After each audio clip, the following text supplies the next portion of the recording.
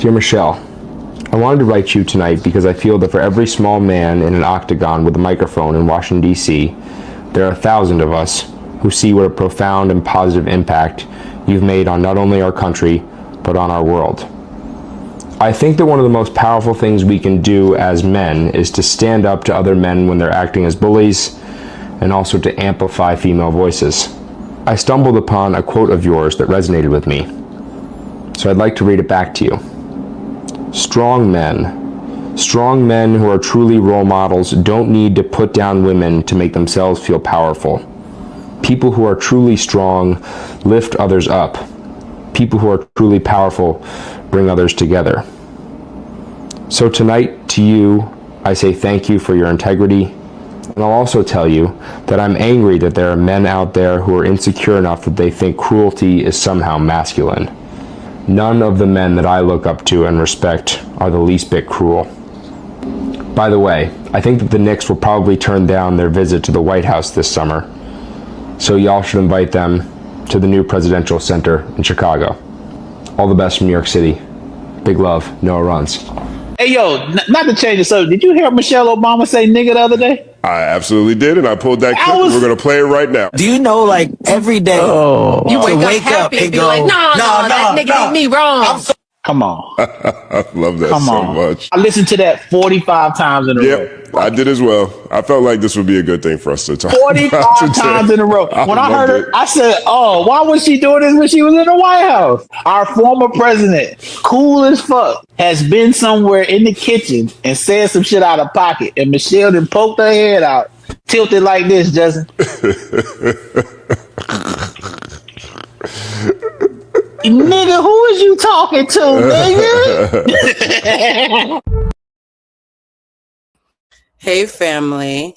So, hold on, let me make this a full screen thing. Welcome to a very special Juneteenth episode of Bluecentric Live. If you are new here, welcome. If you are returning or you are a member of the Blue Crew, welcome back. I'm going to actually start by doing this properly. I never do this properly. Number one, please like and subscribe if you are someone who likes what you see here and wants to be part of the family. And also, the Juneteenth Live Happy Hour, disregard that ticker banner. We're back to not selling tickets anymore because the event is happening right after this live. So everybody who brought tickets to our Zoom event for Juneteenth, just know that it is happening right after we do this live. So y'all got me all fucking day. Well, not all day because I still got to record with Bridget later. But y'all have me for several hours. So that's the first thing is please like and subscribe. Please join. If you want to be a part member of the Blue Crew, look in the description box or ask some of our great moderators and they will tell you how to click that button to be a member. We are having so many member perks coming up into the summer, leading into the fall. The rest of this year is going to be a love letter to the Blue Crew. And though, before we start with the main topic, right? You guys know I always do a little warm up before we start with the main topic because this is essentially a podcast and I was a podcast producer for many, many years before I put myself in front of the camera. Before we start with the main topic of the Polygamist, right? Which is a beautiful display of Pan-African solidarity. Like the diaspora, the Black diaspora across the world has come together along with our white, Asian, and non-Black Latino allies to sit and have uncomfortable conversation around the Polygamist. I want to shout out to Florence and all the other members of the Blue Crew who repeatedly asked me. It was repeatedly. Who repeatedly asked me to do this live because I'm happy that you guys made me watch the show. However, before we talk about the entire diaspora, I need to course correct something that I said privately during the last Zoom call that we had, that I didn't say publicly, but I still feel like I want to reconcile publicly. You know how they always say the apology should be as loud as the disrespect or the misstep? This time, the apology or the course correction, it's not really an apology, the course correction is actually going to be louder than the misstep. And this statement right here that says, Happy Juneteenth to everyone, Black Americans, Black people across the African diaspora, allies, brothers and sisters. I love that message. And again, however, I misspoke when we were having our, was it Cinco de Mayo? Yeah, it was Cinco de Mayo. I misspoke when during our Cinco de Mayo happy hour, I said that all people were welcome to Juneteenth, our celebration, and that I just wanted it to be a space for Black people to love on each other and for our white, Asian, and non-white Black presenting Latin allies. And the reason why I keep on saying non-Black presenting allies is because I'm Latina and I'm also Black, so I understand that there's different kind of Latin people, right? Some of us are already Black, so we can't be an ally because we niggas already. But in my attempt to be inclusive about who was invited to today's Juneteenth celebration, I fear that I might have been slightly toxically positive. I know you guys are shocked because I can call myself out, guys. I don't just call out other people. The call comes in from inside the home first before I think about anybody else. I was being so inclusive, I think I unintentionally decentered my African American brothers and sisters. And my conscience won't let me not fix that. So let me say this explicitly. I am constantly on camera saying that as an ally, the minute you center yourself, you have failed and have co-opted. Yes? As an ally, the minute I center myself in a space that belongs to a group that I purport to be an ally to, I have failed them once I am centered because I've pushed them over to make me the focal point, even if it was unintentionally. When I talk about being an ally to the trans community, when I talk about being an ally to men sometimes who are just advocating for a bit of compassion while still understanding that they benefit from misogyny. When I advocate for disabled people or fellow neurodivergent people, right? I'm always so cognizant. And even when I talk about the African American community, I'm also very cognizant. But when it came to Juneteenth, y'all caught me slipping. And I don't want to get emotional about this. I'm going to use the term African American as opposed to Black American. Yeah? I'm not going to use the term Black American because Black is a race that belongs to the globe. There are Black people everywhere, respectfully. Black people in America use the term the most, but the word Black is meant to encapsulate this that causes the entire globe to lose its fucking mind. Yes? So Blackness is global. I'm intentionally going to say, and so technically I'm a Black American because I'm a Black person who's American. Yeah? I'm going to say African American in this conversation to distinguish that I'm not talking about me. I'm talking about African American people who this is their homeland and every iteration to them and their family and their kin for many, many generations, who are often being made to feel like they are less than, less exotic, less educated, less regal, less special, or less important than other Black people across the diaspora. And then internalize that, and it breeds a understandable and valid resentment as a feeling that sometimes make them say things that are unintentionally xenophobic. And then you have immigrants from other lands who are told by white supremacy that African Americans are lesser than. And when those immigrants are met by ire from African Americans that is better suited towards white supremacy, and those immigrants give them a judgment that they got from white supremacy, suddenly we're fighting with each other about a problem we didn't create. So, do I think that African Americans have been victimized by white supremacy? Yes. Do I think that the source of their victimization is other Black people across the globe? No. I think other Black people have been programmed to attack y'all the same way you've been programmed to attack us. And we are not the architects of this. And so, even though I refuse to play diaspora wars, because I don't care if you are from Kentucky or Zimbabwe, if you are Black and if you are pro-Black, because not all niggas like niggas. If you are Black and you are pro-Black, I see you as family, whether you want to claim me back or not, right? That's how radical my Pan-Africanism is. And though this holiday is not about me, it's about y'all. And if I've ever said anything that made my African American brothers and sisters feel like I was unintentionally or intentionally trying to co-opt their holiday, I want to apologize. I am not one of those. I'm not going to get emotional. And I think the reason why this strikes a chord for me is the pain that African American people feel that sometimes, again, unintentionally veers into xenophobia comes from not feeling seen. As a Black woman, there's no translation for me to understand that. Right? I know what it's like to feel disrespected by someone who sees my Blackness and then uses it as an excuse to not see me at all. And the idea that I could have even unintentionally did that to y'all breaks my heart. So, as an ally to the African American community, this is y'all's holiday. I do not want to censor myself. I don't need to throw up Haitian flags and Cuban flags. This is y'all's holiday. And I stand in solidarity with you. And I think it's really important that in the same way that me and a lot of my Latin American and Caribbean and immigrant friends are always telling y'all, please don't be xenophobic. We love y'all. The way that we show we love y'all is to step aside when it's your day. This is how we show that we love y'all. This is your day. Okay. Oh, why did that make me so emotional? I take this shit seriously, guys. I don't ever want to be someone who makes another Black person feel small. All right? And that's why I also wanted to start off with a tribute to Michelle Obama, because I think when it comes to the African American community, she is the best of y'all in so many fucking ways. Oh my God, I'm actually crying. Oh my God, this is so gay. And on this channel, we say gay to mean happy and free. So be who you are. Speaking of being an ally, how you doing?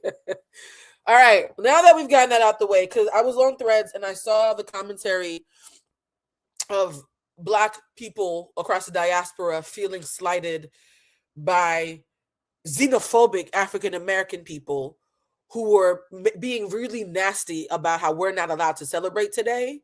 And then I saw one African American girl say, no, I think the reason they're upset is not that you want to come to the party, but that you're pretending the party's about you. And that struck a chord with me. So shout out to her for saying that.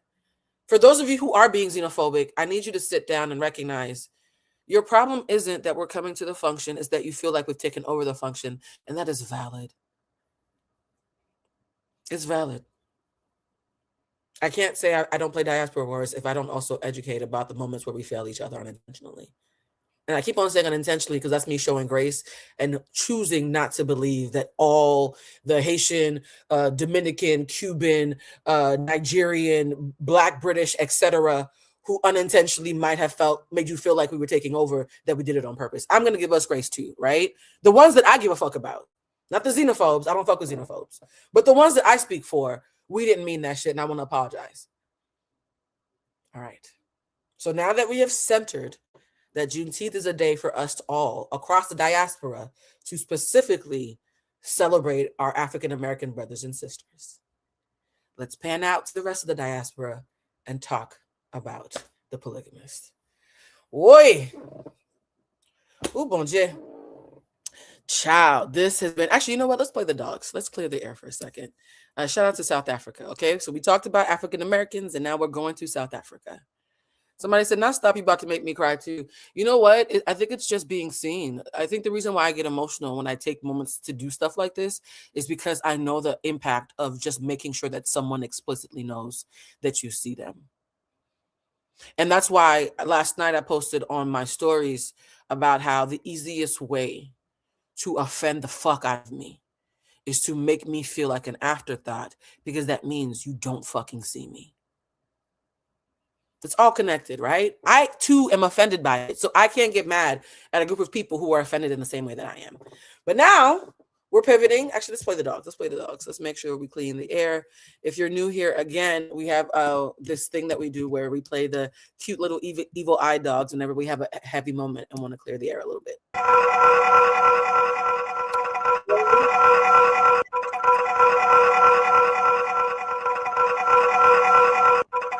Ooh.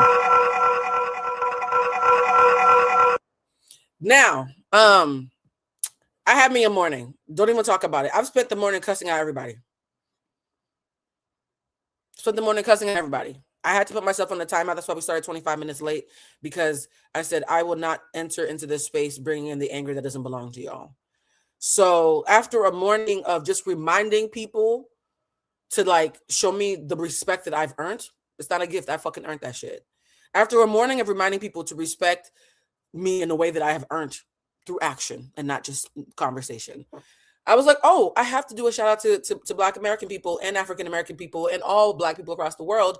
And then I have to make sure that I do a gut check with y'all. Is there anybody in here who did not see The Polygamist, despite the fact that I sent out a bat signal saying, please watch it, because we're about to have a bunch of spoilers?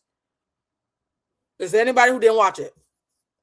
Because if you didn't watch it, you have to ask yourself, do you want to watch this live and have us have spoilers and watch it anyways? Or do you want to watch this live in lieu of watching it? Because we about to have spoilers, baby. So for the people who don't like spoilers, let me sip on my punch. Let me put, y'all know I need my chlorophyll, child. Where's my chlorophyll? Let me sip on my chlorophyll punch. Y'all, I've always had a dream about opening a cafe and like a candle shop / bookstore that serves coffee and drinks and has strong Wi-Fi. And I realized, I was like, oh my God, when that happens, I have to have my chlorophyll punch in there. Oh, shout out to the 40%. For the 40%, and for those who, again, are new here, because I feel like there's some people here who might be new. The 40% represents people who don't know anything about the topic, but who are just here for vibes. For the 40%, are you sure you want us to ruin it for you? Are you sure? Oh, I got chlorophyll on my keyboard. Now my finger's green. Okay. It was a wild ride. It was. For the 40%, are you sure that y'all... And it's so funny. Somebody said they love the green ring. Y'all really do spot everything. I bought this green ring weeks ago and never wore it. And I reached for these 2 rings today. And I realized I reached for them because this is kind of shaped a little bit, very little bit. Don't yell at me. Like Africa. For some reason, this ring reminds me of Africa, from the shape to the material to the scale of it. And I realized that green is the color that a lot of Black people associate with pride.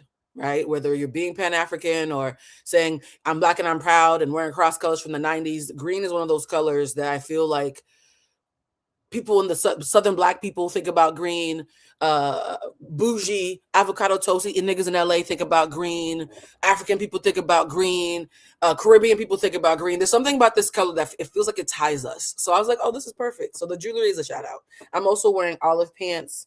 And I'm wearing a shroom t-shirt. I'm wearing a cut off crop top with shrooms on it because I still live in LA. Okay, I'm an LA gay, honey. So I still gotta represent my people too. How you doing?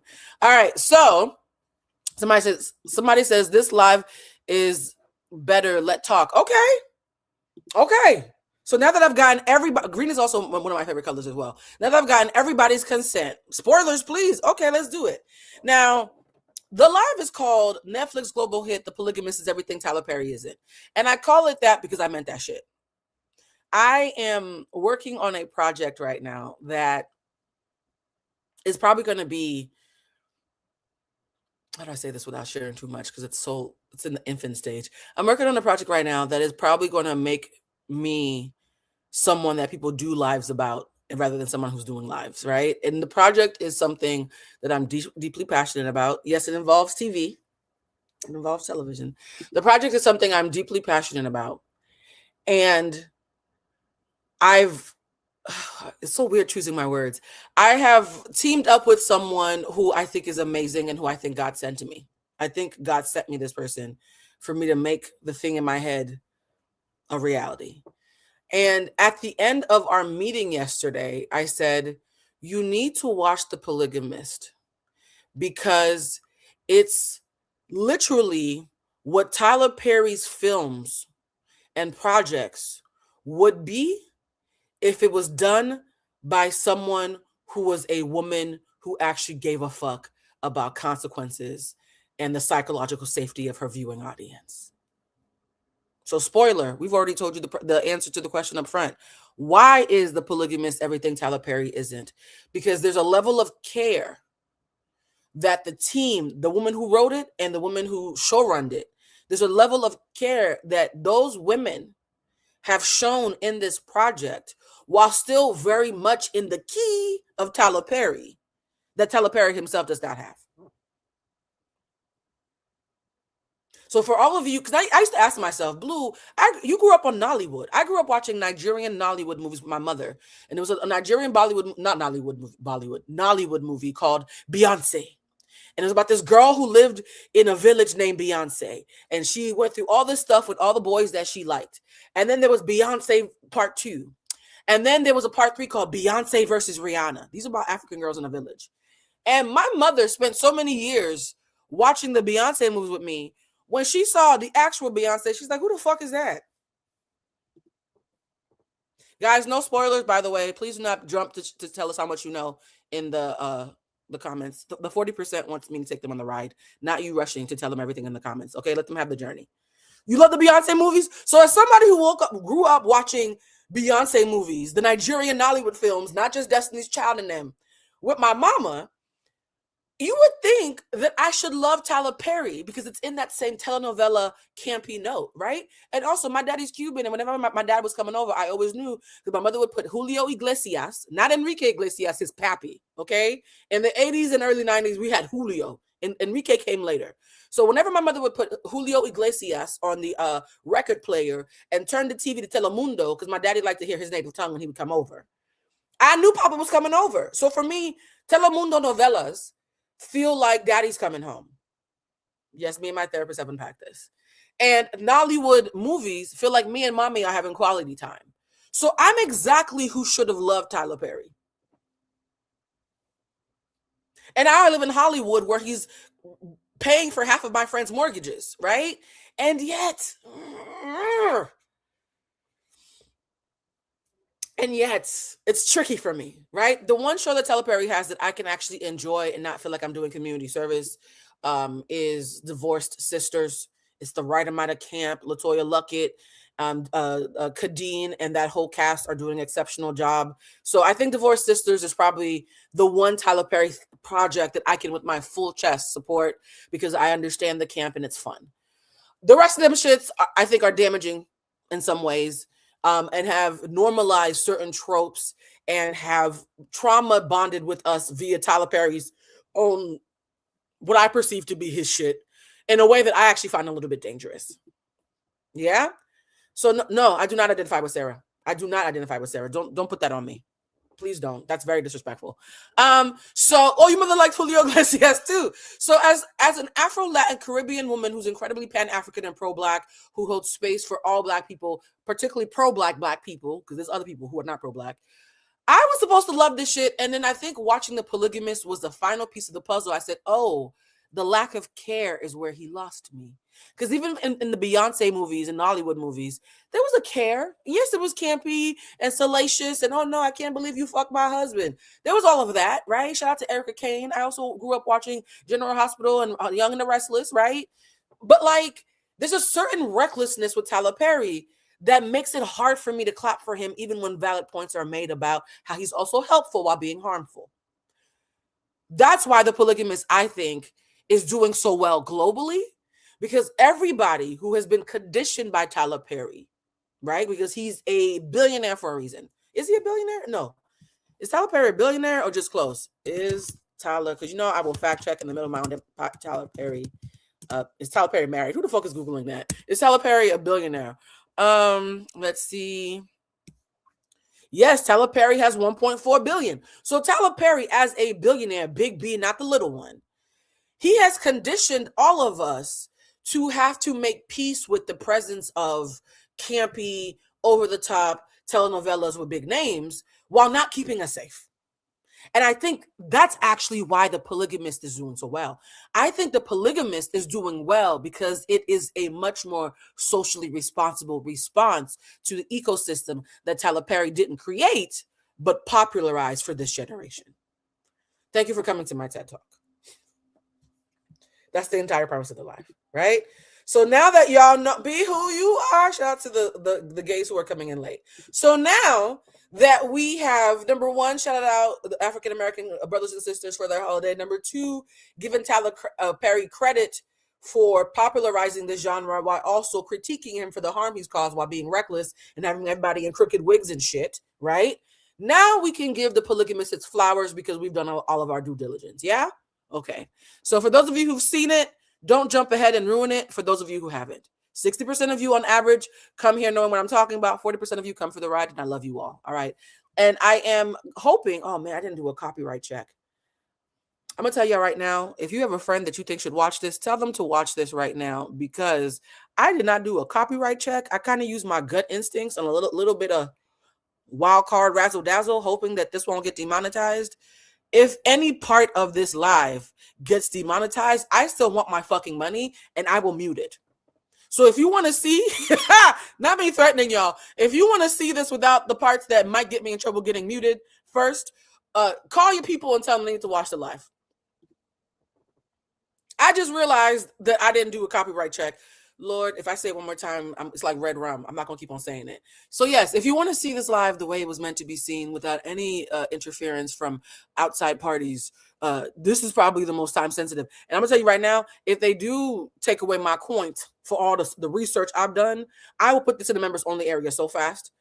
By the way, that's what I do, guys. If I do a video and there's like a 6-second clip where they take my money away because somebody from MGM or something, not MGM, I'm just making shit up. Somebody from Netflix or from a record label says, well, we want all of Blue's money for that 6 seconds, I will mute it. If I mute it and I still don't get my money back, I put it in the members only area. That's one of the perks about being members only is that when videos disappear for everybody else, y'all still get them, right? So if you haven't become a member, another incentive. By the way, for those who said we need to have 2,222 members, I'm keeping my word. Once we get 22 members, we are having a live Bluecentric event, like in person, not just on the computer. Okay. All right. Let's do a in-depth recap of this. I don't want to call it a film. It's a series. This series, and just know that if there's a little bit of tea that you think is going to be included or not be included, can you wait till the end of the live and assume I didn't do my job? I'll be on act 1 and y'all rushing to tell us some bullshit from act 4 or some tea about, just can you let me assume I could do my job? And if something was omitted because of time, then you can do spoilers at the end. But please don't compete with me to produce the show. Okay. This is not Ace on Love Island. Let me produce the show. All right. Somebody said Tyler Perry makes movies for people who like to watch Black people suffer. Ooh. Somebody said, Blue said, watch this shit right now. Or y'all know I'm serious. I am the most anti-influencer content creator. I don't give a fuck about influencing. I can't give a fuck about making sure that I'm doing good work. Shit is going to age beautifully, historically speaking, like James Baldwin, and that I get my fucking coins. Because I don't believe in free labor. And right in the work of Earth the Kid, I don't dream of labor. So this is not for free. This is a service. All right, let's do the recap, y'all. This is going to be fun.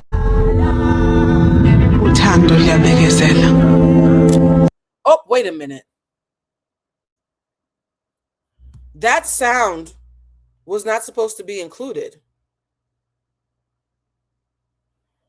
Okay, we're going to play the sound off because I had... Oh, I know. Here's the thing. One of y'all complained that you wanted me to level the sound. When I leveled the sound, it unmuted this clip. You see, this is what happened when I fucking listen to y'all. So we're going to watch this on mute because I'm not getting in trouble for this. These are the main characters of the show.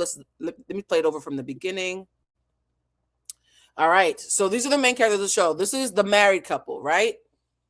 And this is Jonasie and Joyce. This is the married couple. Now, this is their kids, Menzie and... Oh, why am I trying to remember South African names? Which I can't remember American names. Let me not play myself. Where are my notes, child? Y'all about to get me slipping. This is Menzie and Umpume, right? And Menzie and Umpume is, and if I mispronounce something, y'all, I can barely pronounce words in my own native tongue, so I'm apologizing up front. These are their kids, right? Now this, yes, you guys, I have a family tree. This is the side piece. This is the Jezebel, right?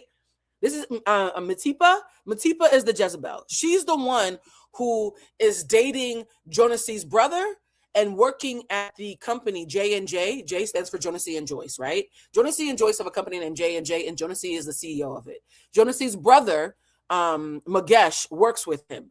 Jonas's brother's Magesh is dating this girl named Matipa, who he helped get a job at J&J.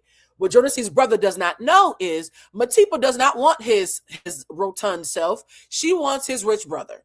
So she's working at the company because her nigga hooked her up with a job at the company, and whole time Matipa wants the big dog, not the little one, okay?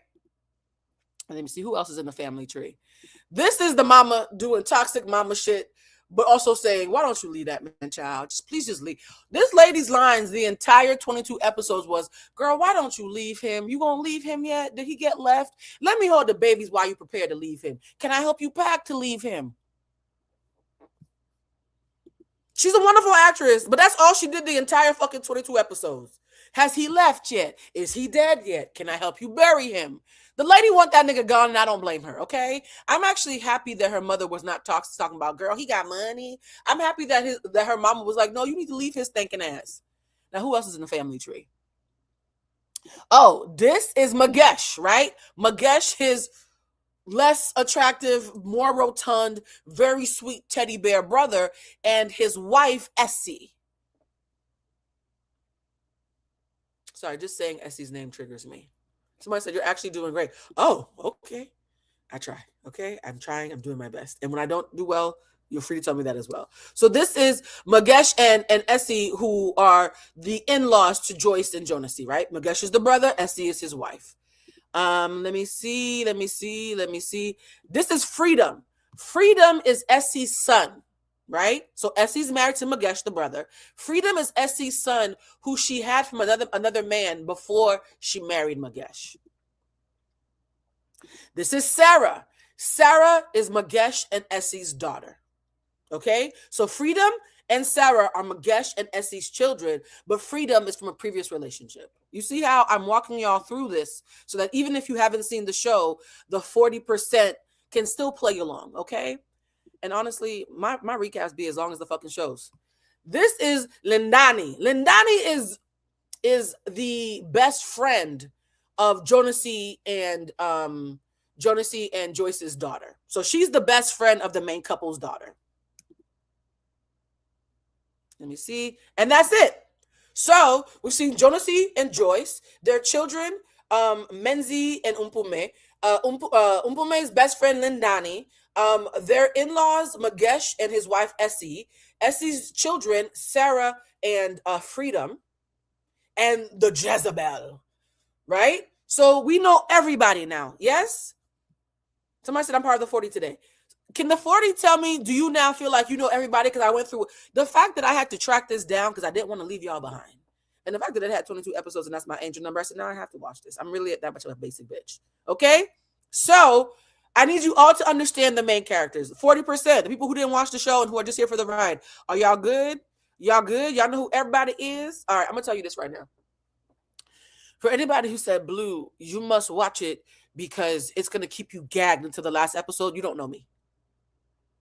I started figuring out the plot of every gasp moment around episode 9. And after episode 9, nothing surprised me. I guessed it all, including the at the midpoint and the at the end and the other at the, like, I figured it all out. So I did not watch the show gagging like y'all. Oh my God, every episode. No, I am a writer who grew up watching telenovelas and Nollywood and American soap operas. Okay? I'm currently trying to build a writer's room as we speak for my project. So I need you to understand, I don't have the kind of brain that's going to go about shit that I could see myself breaking story at work, right? So no, I was not gasping the entire show. I saw it all coming after the 9th episode. And though, I still enjoyed the ride.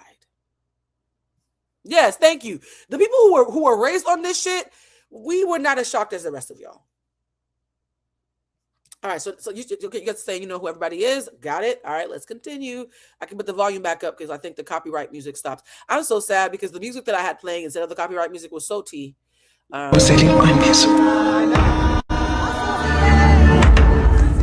When it comes to TV villains, there is a special permanent place in the pit of hell for Jonas. I have never Now, Jonas is clearly the polygamist in question. That's not a spoiler. That's just reading and seeing only one nigga who looks like he would be a main character.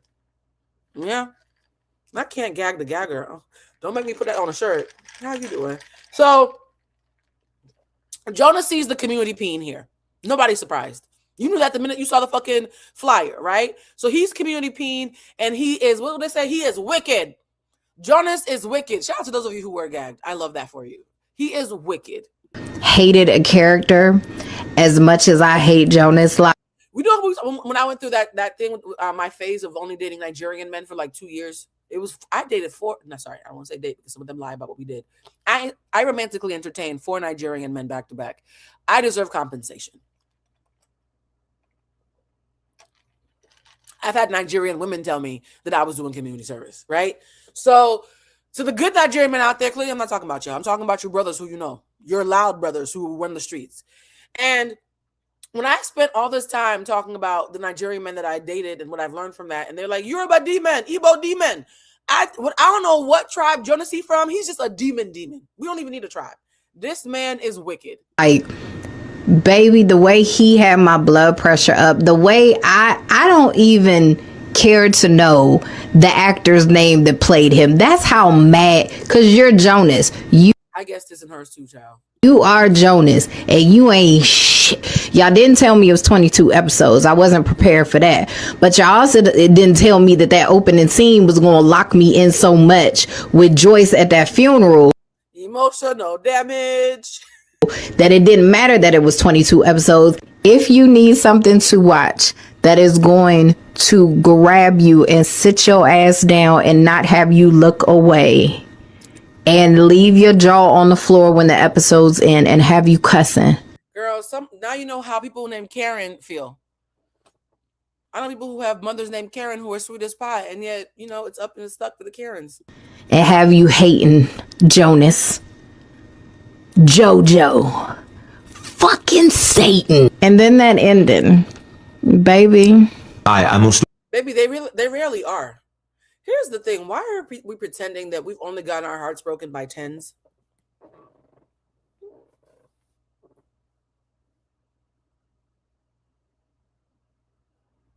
I'm not going to let you sit on that.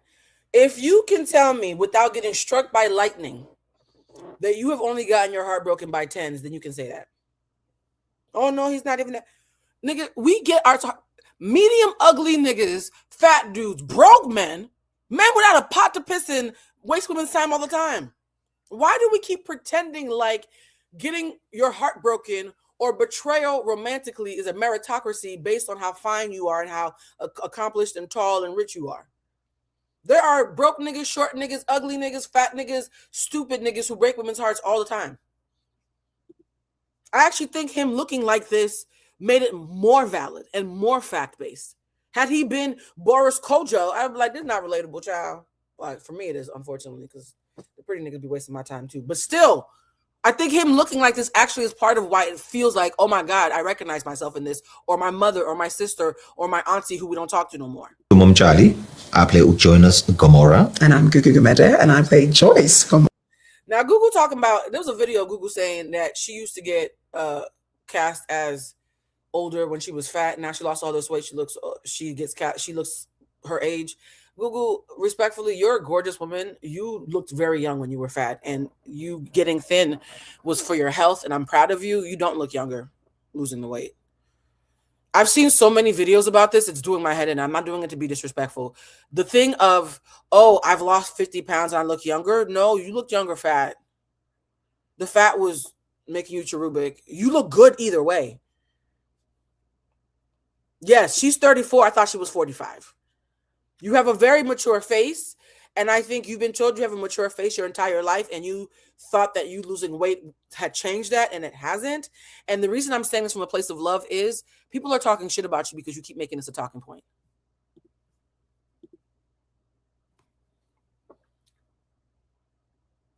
Google, as a sister in Christ, okay?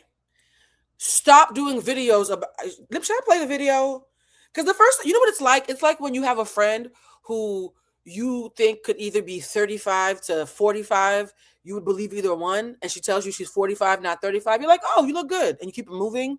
But now she keeps on talking about how she looks 32. And you're like, bitch, when you told me you were 45, I didn't gasp. Please relax. And now it's getting embarrassing because she keeps on waiting for people to react to the fact that she looks younger than her age, but she looks exactly her age, if not older. So it's getting awkward now. Google, you are 34 and you look like you and I are peers and that you're slightly older than me. Stop. Like, it's hurting my heart. I adore you, but there's an insecurity that comes from you making this an ongoing point and begging the audience to play along that's making me sad for you. And we're not friends. So if you do watch this, cuss me out and call me a stupid fat bitch if you want to, because I'm saying what your friends won't tell you. I thought you and Lynn Whitfield were sorors. You're a 34-year-old who looks regal. Can we agree that women who look regal sometimes just are born looking old, and when they get old, they're bad bitches from that point forward? Patti LaBelle has looked 40 since she was 12, and now that she's 70, she still looks 40. You're playing the long game. That's not a bad thing. I have a homegirl who looked 40 when we were in our 20s, and now that we're in our 40s, she still looks like she's in her 40s. We caught up to her. She got there first. She wasn't wrong. She was just early. But for you to be 30... Hold on. I'm going to play the video. No, and guys, you're like, Blue, that's so mean. Y'all like to call people mean when they're being compassionate and respectful. My spirit guides told me, Blue, people are talking shit about Gugu. You are a nobody American from across the pond, child. Who better to tell her? Who am I? I'm nobody to you, right? No, I don't want to say it because my homegirl watches it. She knows who she is, though, child.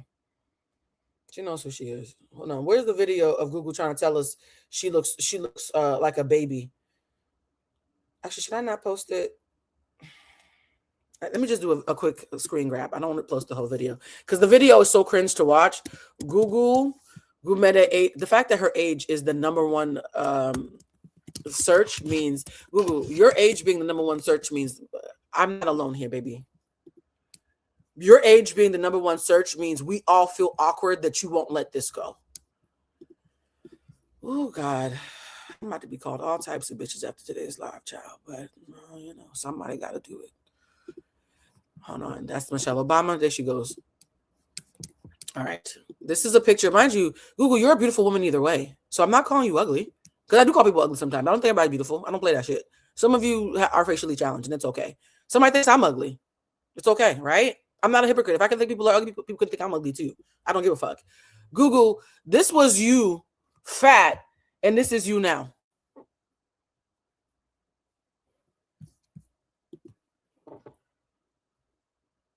Google, you're playing a woman who's been married for 20 years, which means if you got married at 20, you're at least 40, and I'm being nice. According to the show, you got married around 22. So on the show, you're between 42 to 42 to 45. You are 34, and nobody blinked when you played 45 on this show. That's a global hit. You not picking up the clues, sis?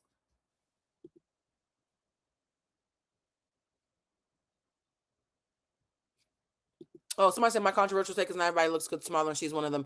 I think I'm not going to say she doesn't look good small because she looks healthy and she looks happy. Right? She looks healthy and happy. So, Google, congratulations. As somebody who's trying to get healthy for mortality, fuck trying to fit in skinny jeans. I can pull niggas and have sex if I really want to and make lots of money and, you know, go viral, fat or thin, right? I don't need to be thin to do all the things that life that I needed to check off. And though I want to live to be 112, so I have to get healthy, right? So I applaud you for getting healthy. Stop telling people you look younger now, though. I would have believed you were 34 when you were fat. Okay. Oh, child. This show, this is like free therapy. People getting acknowledged culturally. Bitches are getting called out for lying to themselves and their friends who won't tell them to stop. I just love this for us, child. Y'all, keep it cute, but I agree. She is beautiful at any weight. She does not look 34 and does not look younger, thinner. Saying she looks younger, thinner is a factual lie. My autistic brain could not get past that. Okay, now that we've gotten past Google trying to convince us she looks 12, let's go back to the show. on The Polygamist. Would you survive dating your character in real life?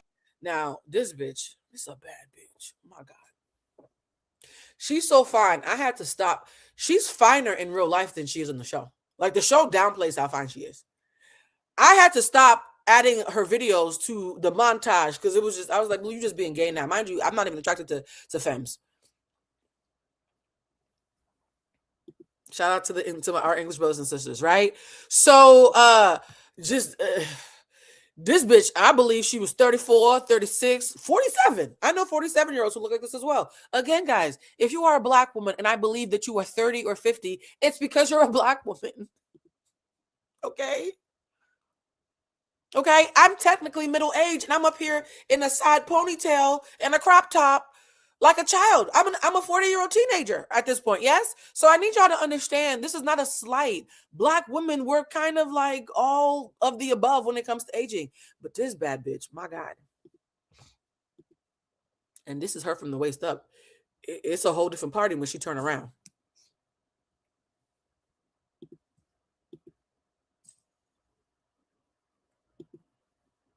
Yeah, okay, let me stop. Never. No. Okay, y'all, I have to interrupt our regularly scheduled program. Now, I told you who the key players were. We're going to let Sherry Shepherd give you her breakdown of the first 8 or 9 episodes. Oh, yeah, she kind of does look like Onoki. Is that her name? Not Onoki. I'm making up names now. Tiana, Princess Tiana. Because I'm bad with names. The minute it comes to names, I always Google it because I know I'm going to fuck it up. Princess Tiana was played by... Oh, Anika. I was close. It was not Onoki. It's Anika Noni. So I combined her 2 names. Anika Noni Rose is who plays Princess Tiana. And she favors her a little bit. But when you watch the show, not so much. But I can see why you thought that in that video, she favors her. Somebody got me watching this show on Netflix called The Polygamist. I first of all, I can't even believe it. It's about this African family who's very, very rich. And they're the Gamora family. But the husband, my gosh, he's messing around. Well, he's with his wife, Joyce. They got 3 beautiful children. They got this amazing life. She's bougie, but who's not bougie if they're married to a rich man and they're in a rich family? That comes with the territory. He messes around with another little skank girl who's a side chick who uses her big ass and titties and everything else to get him. So he moves out from Joyce. So the baddie that we saw stole Joyce's man, and the show starts with Joyce is an influencer who has a big brand deal worth millions of dollars. And in this, or rand, or whatever currency they use, and in this brand deal, part of the appeal of her being the brand ambassador is that she's married to this successful millionaire business conglomerate guy who has a conglomerate, right? So the people in the brand are saying, your husband's going to show up to the launch, right? Your husband's going to show up to the photo shoot, right? Her being a happily married a woman and a power couple to a powerful man is part of how she makes her money. What they don't know is Joyce has been left by her husband for his side piece, who used to date his brother, right? And he's been living with the side piece for a year. So Joy shows up to the side piece in his new house where they've been for a year and says, our 20th year anniversary party for this brand deal that we're doing is next week. Nigga, I don't care if she just gave you 3 blowjobs in a row. You better show up to this fucking party so you don't fuck up my money. Right? Don't fuck up my money just because you got a side bitch in a new house. You better show up to this 20th anniversary party next week or God help you. And the bitch wasn't lying. Joyce does not bluff. Moved, buys side hoe a house, and then Joyce is going crazy. She done burnt up their house. She wants her husband back. All kinds of mess. Now, did I tell you the side hoe was messing around with old boy's brother?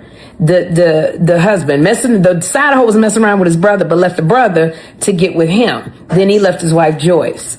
Then he comes back. He wants Joyce to sign divorce papers. So the side piece, bad bitch that she is, Matipa tells Jonas. For some reason, they don't ever pronounce the I at the end of his name, and it was doing my head in. Is that a thing that happens in South Africa? I know there's some South Africans in here where if somebody's named Jonas, you just pretend the I is not there. The I is silent. The I stands for I made that up. The fact that the screen kept on saying Jonasy, but they kept on saying Jonas, I was like, okay, fuck me, then I can't read. So Jonas tells his wife, my side piece said, we've been together for a year and that we gotta get a divorce so that she and I can, do the damn thing. If you sign the divorce papers, I'll show up to your function. And she says, fine, I'll sign the fucking papers after the function because I don't trust you, which is fair. This goes over to the side hoe, gets into a fight. The side hoe pulls off her wig and is fighting, calling her a skank bitch and just going off. If you gonna go beat the side hoe, don't get your ass whooped. The side hoe whooped the ass. The side hoe not supposed to be whooping your ass if you're fighting over your husband. Then the husband come back because, they're trying to keep up appearances. He tells her he loves her. He wants to start over. So now they're back together and she done signed a divorce. So this is the part where I know we're in for a ride again for the new folks. I'm a healthy girl. I eat yellow kiwis almost every morning. So it's also the snack that's the easiest to eat on camera. Very high in fiber, very delicious, much better than green kiwis. I do not like green kiwis. So the fact that we're watching the series and the whole time we're thinking, okay, Joyce is crazy because her man has left her for a full year, does not live in the house anymore. She's trying to get him to show up to this function for a brand deal. We all know about influencers who get divorced but lie about it because they have a brand deal. There's an influencer couple that literally did a brand sponsorship video last week and then the very next day announced their divorce. And everybody was like, oh, so that was a contractual obligation. So this is actually real life, right? The fact that this actually happened in a white TikTok. Sometimes I end up in white TikTok, guys, just minding my people's business. I'm from Boston. And white TikTok is in shambles right now because a really popular couple did a huge brand deal excursion and then like within 48 hours announced that they were getting divorced. So this is actually true to life. So when he is showing up to sign the papers, what do we always say about evil people, right? Particularly when evilness and masculinity converge. And I'm saying evilness and masculinity because there's thugs and masculine of center and gender non-conforming people who are just as evil as Jonas, yes?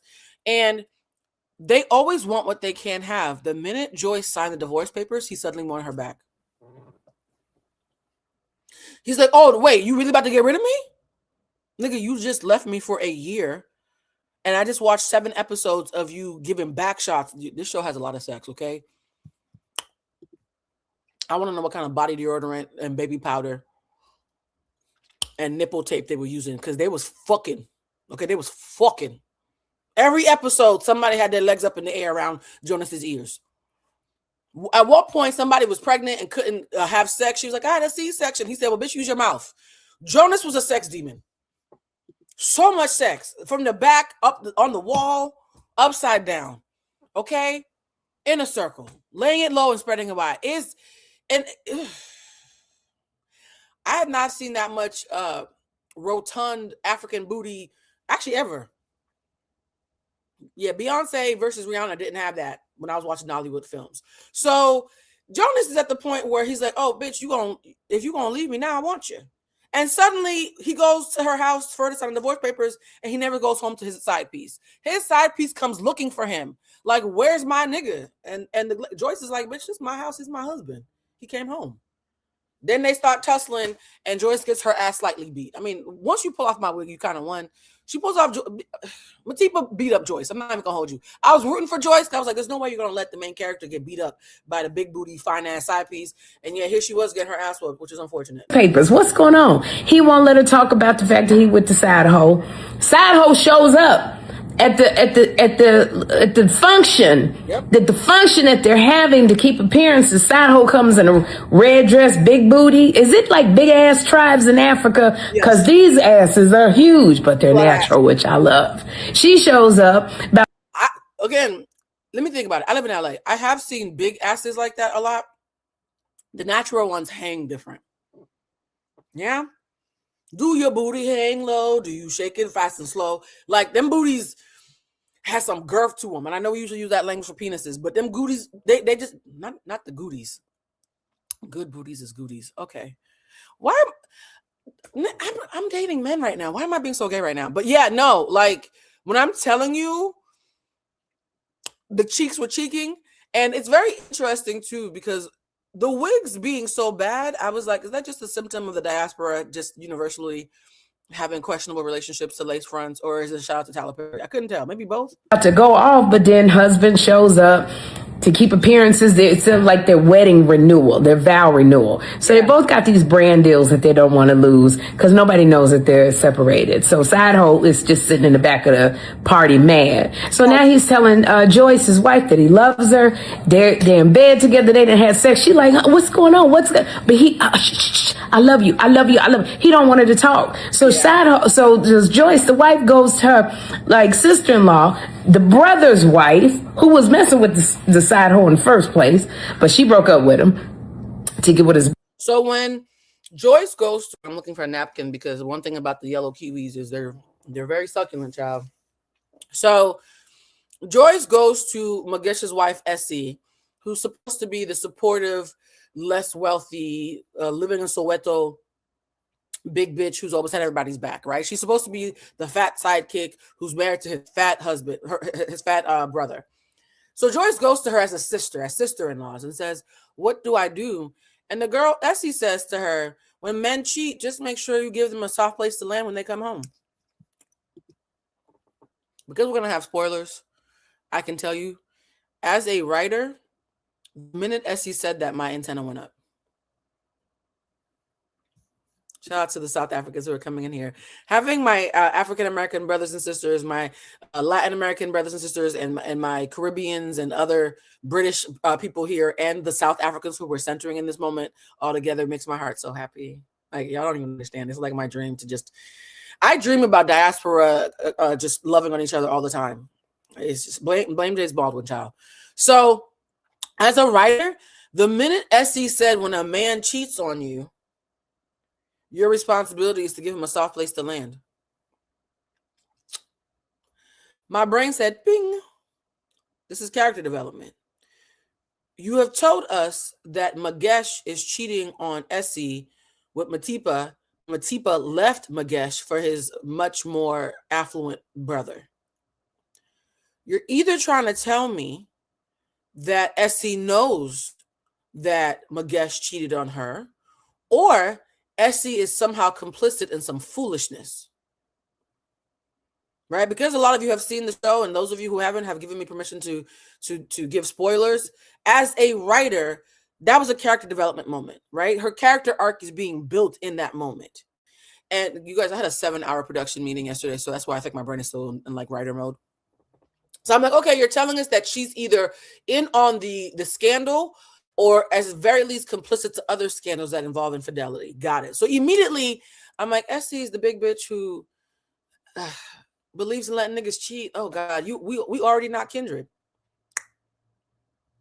We not kindred. We already not kindred. Brother. And she's like, how do I keep my husband? So the wife is like, men are men. They gonna mess around. You just got to know what you're getting into. But the thing about it is you can't be like nagging them. When they messing around with side hoe and come back home to you, then you need to make sure your home is together. You need to make sure it's an atmosphere that he loves. I'm like, bitch, shut up. Shut up. You somebody either he done messed around with side hoe, he gonna come to me and I gotta act like everything's all skanky horror, okie dokie. And I'm supposed to be loving on you, which she did. So she just shut it down. She's just messing around with him, making the house feel like a home. She's not saying nothing. He wanted to have another baby. She know good and well, I can't have another baby. Now check it. This man started his affair with his side piece the day his newborn child was born. Side piece hit on him while he was headed to the hospital. Imagine you were at work and get a message saying your wife is going into labor and your brother's girlfriend, who is an employee at your company, offers you some pussy.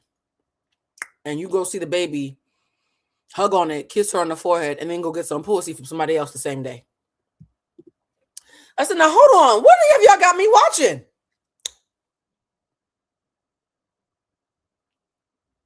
What you mean?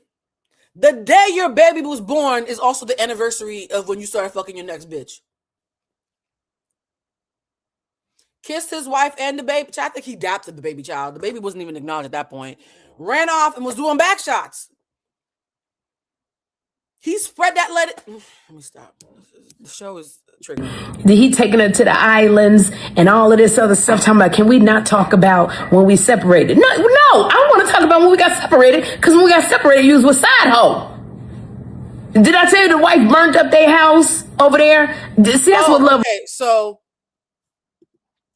Essie finds out that this man, not Essie, Joyce, the main wife, finds out that Jonas is actually gonna try to not show up to the influencer event after all this maneuvering they've done before she signed the papers and he took her back. Let's rewind. At first, he was trying to leave the country. At first, he was like, I'm not showing to your influencer event. Me and my bitch going on vacation. Somebody tells Joyce, your nigga's about to go on vacation, bitch. He not coming to the influencer event. Joyce goes to the house because she has keys and she's crazy. She goes to the house, and of course, Jonasy and Matipa are fucking in the tub. Just that scene was a lot. Lots of bubbles, lots of ass. Okay, he was fucking the shit out that lady in the bathtub over and over. Like, they kept on showing it. We saw full coitus. Okay, so while he's fucking the shit out of her in the bathtub, Joyce walks in, sees 2 suitcases, 2 passports, and 2 plane tickets. She said, "Ha, I think the fuck not." Takes the passport and the tickets and lights them on fire, and then says, "Oops," and then drops them, and then the whole house blows up on fire. And she's like, "Oh shit, let me go," and runs away. Joyce set the house on fire while they were fucking. Okay. Yes, full coitus, baby. Okay. Bow, bow, bow. We're not trying to do side effects. So Joyce is like, "Oh, I set the house on fire while you were fucking your bitch and trying to leave the country and not come to my influence event." Well, and then Joyce is at home chilling, and the police come because side bitch called the police on his wife. And then he gets mad at side bitch, like, "How dare you call the police on my wife for setting our house on fire?" That's when I knew Jonas was stupid. Side bitch is like, "Nigga, I know I'm a side bitch, but are you dumb?"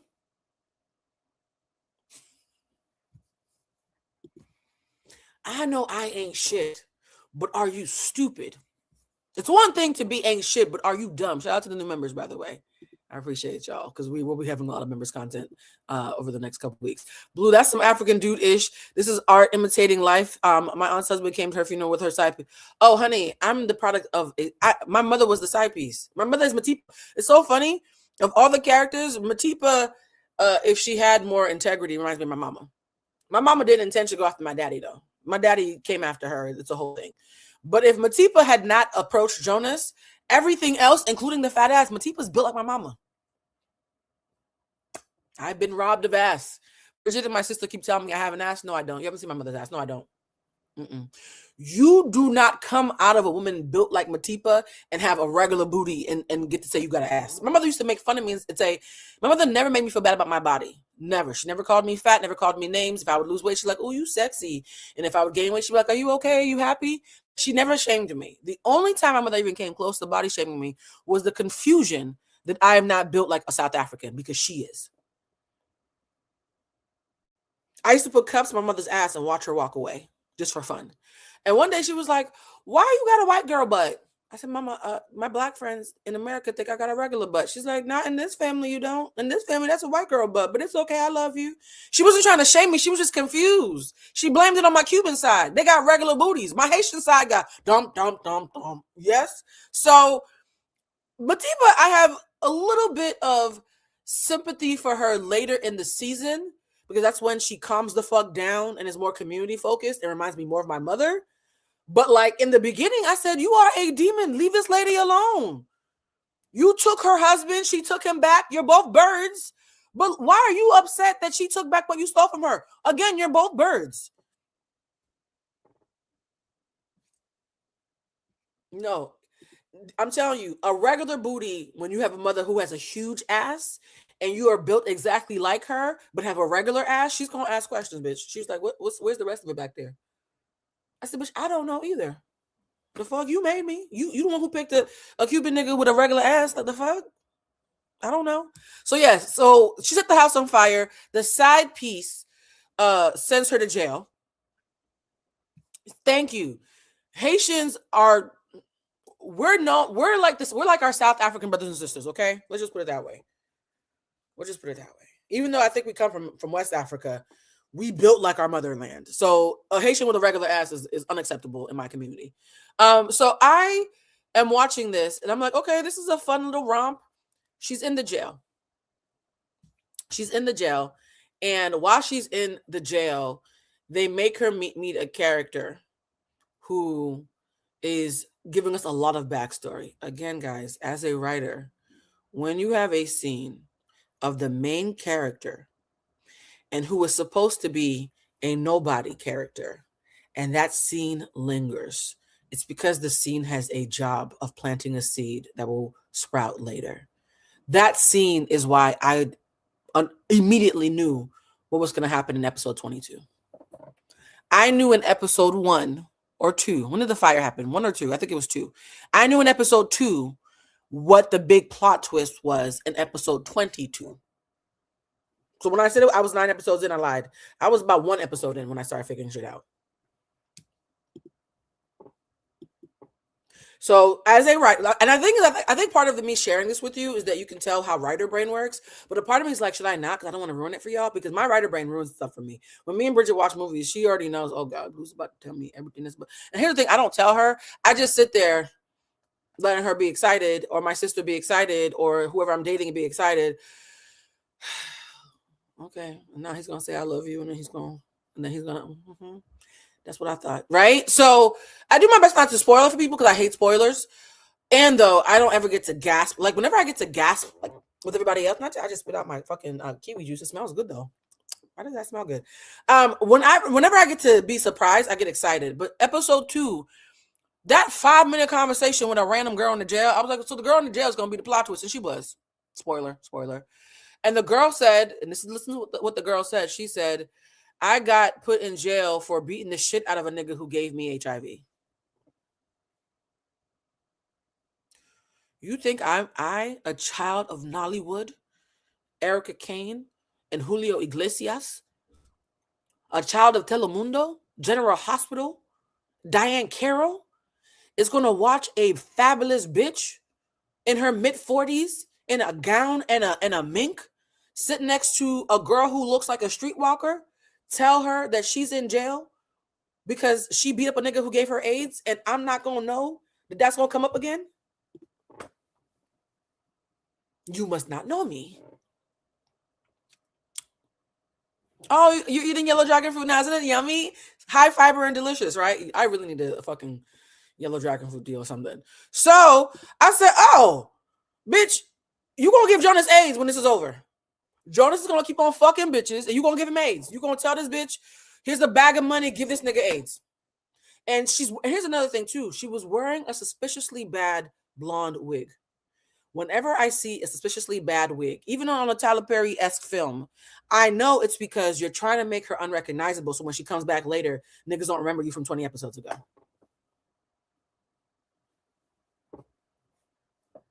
So yeah, spoiler.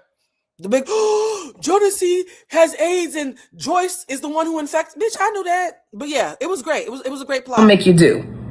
This is where I'm just like, no. This is why single women live longer.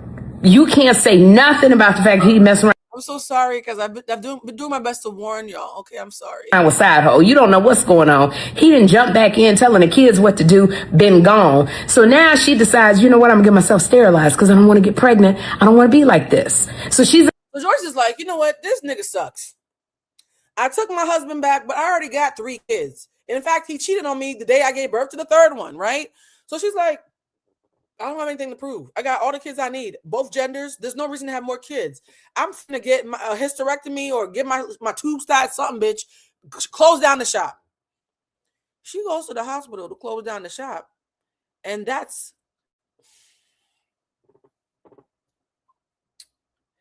this part triggered me. I didn't see this part coming. This is actually, while y'all surprised about the AIDS and all the obvious shit, this is what surprised me. Because I think I was like doing meal prep. So they caught me slipping.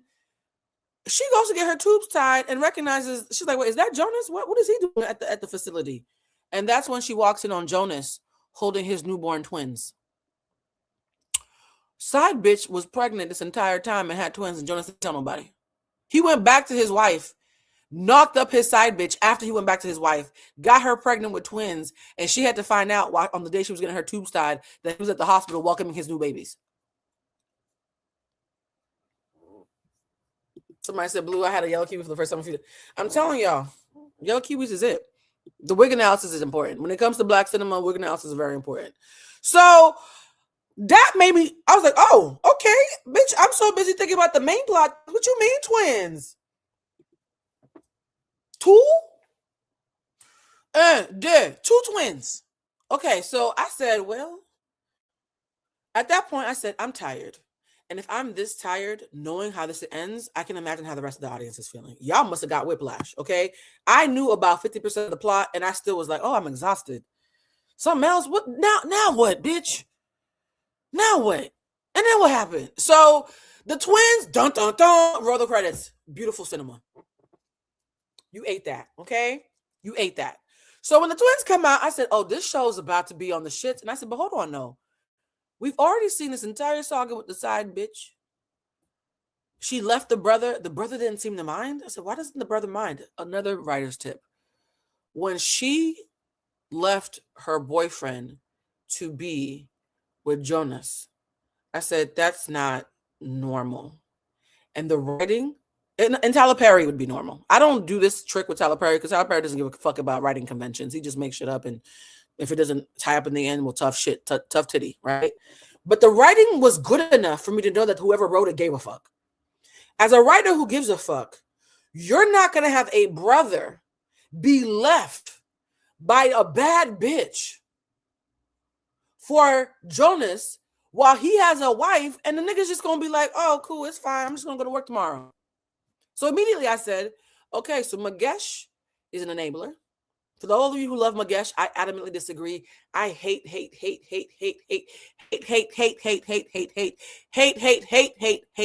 how much love y'all are showing Magesh. Magesh and Jonas, to me, are two sides of the same coin. One's a coward, one's brave. One's attractive enough and has enough swag to pull it off. One's not attractive enough, so he manipulates by being the nice guy. I think they're both horrible men.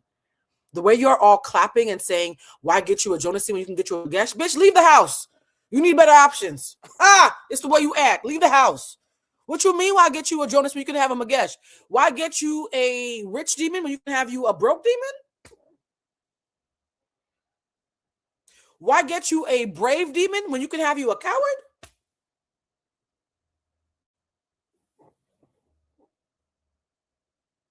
The amount of South African women who were caping for Magesh and calling people names in the comments, I said, I can't, sister, I'm very diaspora friendly, but you're going to say the wrong fucking thing and get an American cuss out.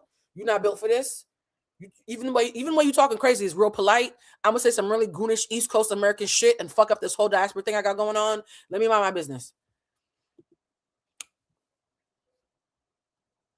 Stop caping for Magesh. He ain't shit either. Y'all love to cape for cowards who talk to you nice, who are just as bad as the brave men who have the respect to at least play in your face to your face. What's that about? The Gamora brothers are trash. What's that about? Okay. Sorry, poor Sherry. Let me let her play. In the hospital, and then decides, no, I don't want to get sterilized because I don't want to lie to my husband. Then she finds out husband had twins with side hoe. The side hoe in bed with twins. So there would be no Jonas without Magesh and somebody else. And Essie. Magesh and Essie are the biggest villains outside of Jonas, and I don't want to hear anybody debate me about it. Water is wet, my nigga. Get over it.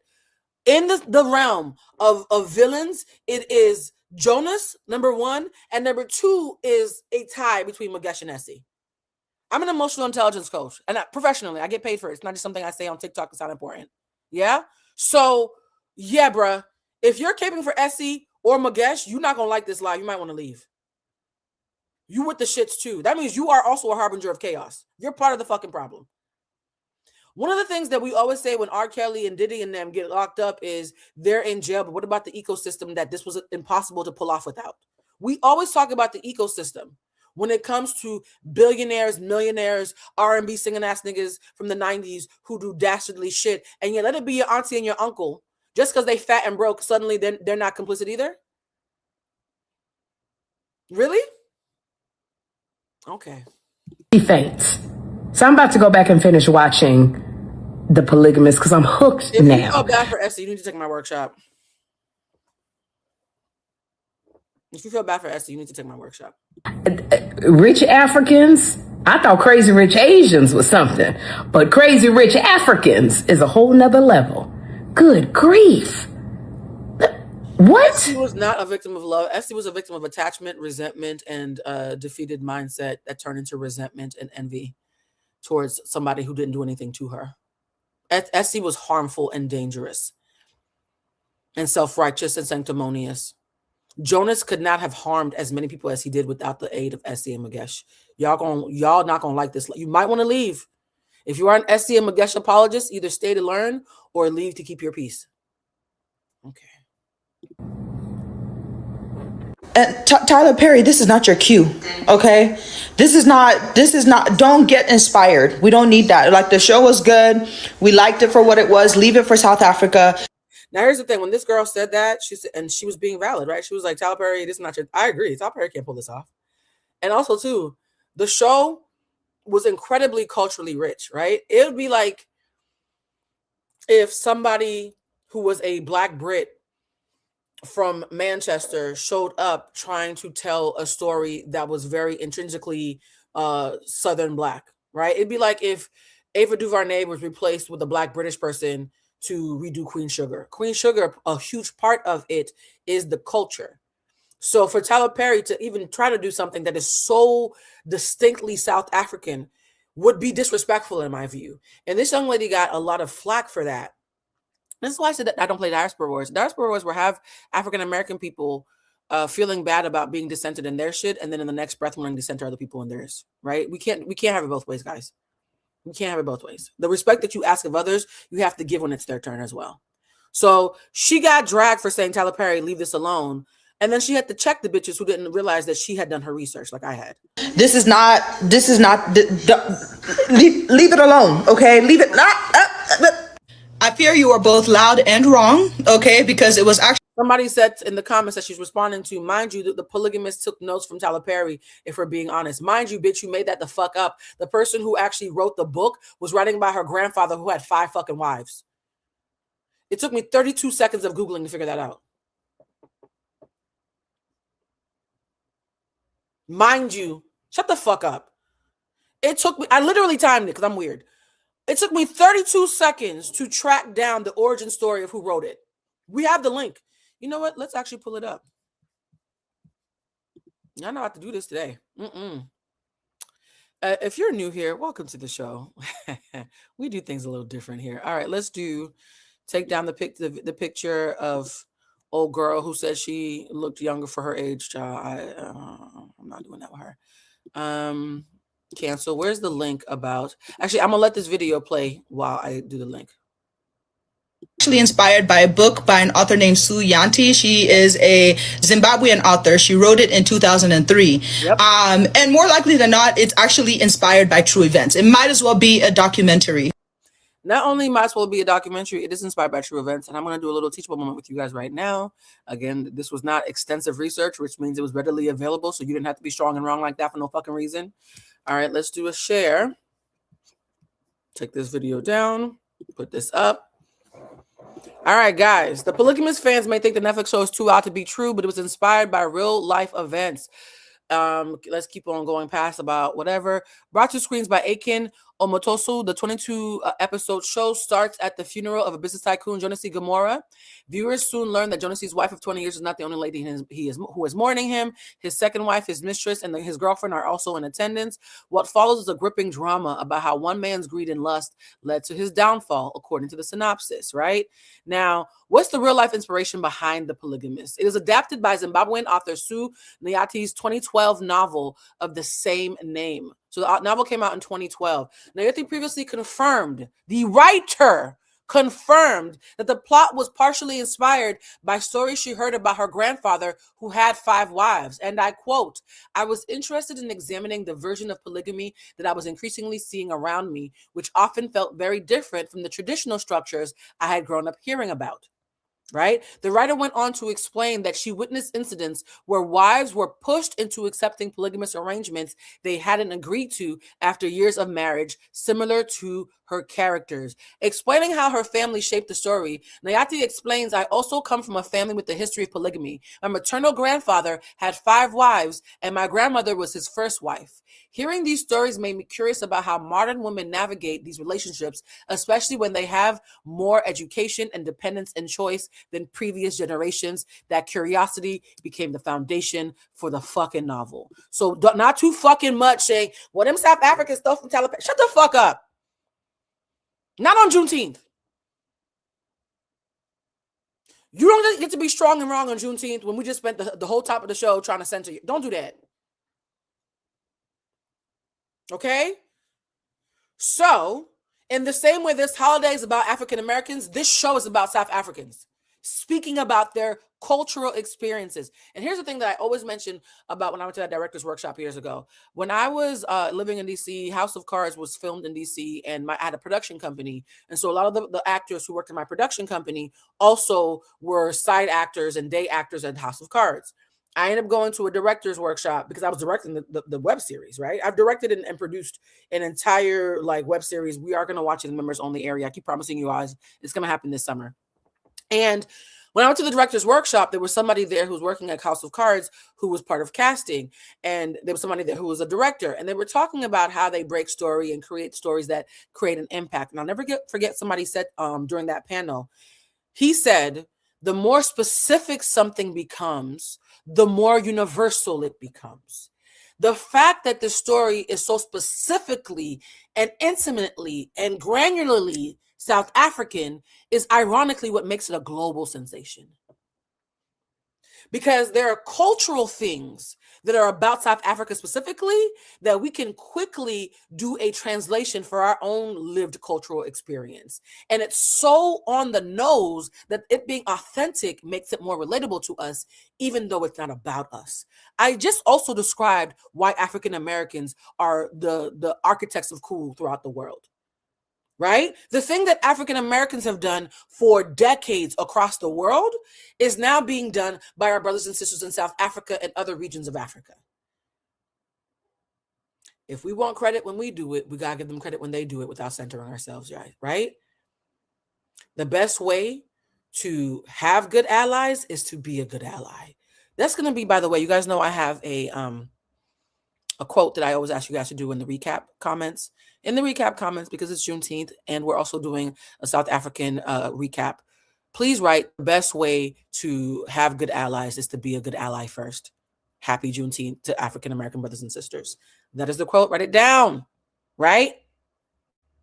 The best way to have good allies is to be good allies. Happy Juneteenth to our African American brothers and sisters.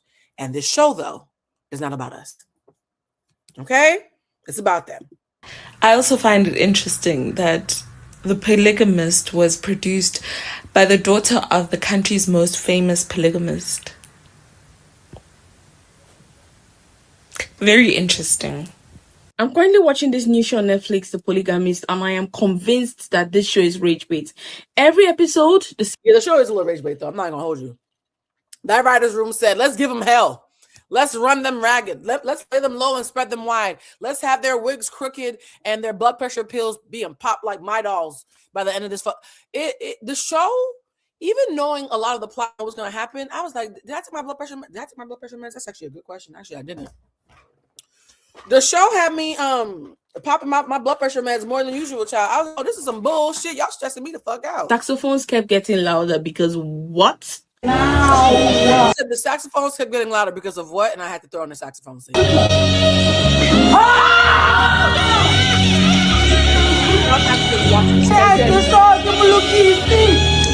Bitches were stressed.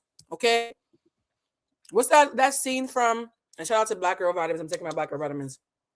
That scene from Euphoria in season 2 when Judd Apatow's daughter is doing a play and the girls are in the audience and they realize, oh my gosh, she's talking about us. Is this play about us? South African women were like, wait a minute, bitch. Is this about my pappy? What's going on? Oh my goodness.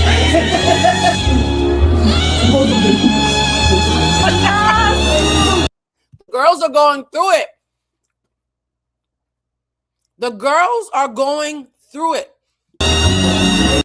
We know who Jonas is. We've seen them. There are politicians, there are actors, there are athletes.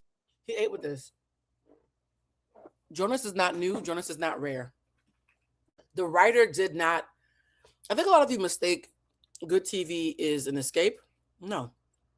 The best TV, the shit that ages well or strikes a chord, especially internationally, is shit that holds up a mirror. A really clean mirror. Extra Windex, okay? A clean mirror that shows you in detail what and reflects back to you what you are seeing in your community. That always strikes a chord. It's not escapism. We're not responding to the escapism of it. We're responding to like, oh shit, bitch stole my look. Celebrities, we know them, so it's time for us to look at them and you realize it's not everything is green. The other side, everything about him is about him. I love how the actor's saying everything about him is about him, because this actor, bruh, you played an asshole so well. I'm not sure I'm gonna ever be able to see you as anything else. This was a very heavy-handed first impression to the American audience. You played the asshole a little bit too well. It's a narcissistic element. It's all about him. He does not care to think what it does to another person. Though his absence of thought about impact, even when the impact is being screamed at him and people are bleeding in front of him, begging him for mercy, is wild to me. But also, as someone who got into an argument, as someone who got into an argument with a Nigerian man and said, "Where's your compassion?" and he scoffed because he thought compassion was the stupidest thing I could have asked for in that moment. Some people are so nasty and broken and disgusting on the inside. Basic human decency does not appeal to them. You know what I mean? He gives you flowers. He's like, okay, we've moved on. So many things that Joyce was trying to remedy with. She looks really good here. I want to be fair, right? I gave her some tough love at the beginning. Stop telling people that, you look 34 when you're playing a 45-year-old woman on the show, and we believed it without blinking. And though she looks gorgeous here, absolutely fucking gorgeous. For bringing Matifa in officially. But in seeing and in getting the confirmation that this woman is really not going to leave our life. She's just. Oh, so for somebody who always played a good boy role, that's interesting. What Google's talking about here is how there's a moment when Joy realizes that this woman, Matifa, with the fat ass and the gorgeous face and the upturned cat eyes and the amazing cheekbones, I mean, she's a bad bitch, right? When she realizes that this bad bitch is not going to leave her man alone, and showed up to and it's gonna beat her ass if she has to. When the mistress starts beating your ass, you have to be like, well, we have to figure out another game plan. You supposed to be scared of me, bitch. What you mean you gonna take out my wig and beat my ass in my own house? So when she realizes I'm not getting rid of this Jezebel, she says, you know what? If you can't beat them, join them. I'm the first wife. If we have a polygamous marriage, well, you're the second wife, bitch. You my son now. You can't whip my ass because you my son now.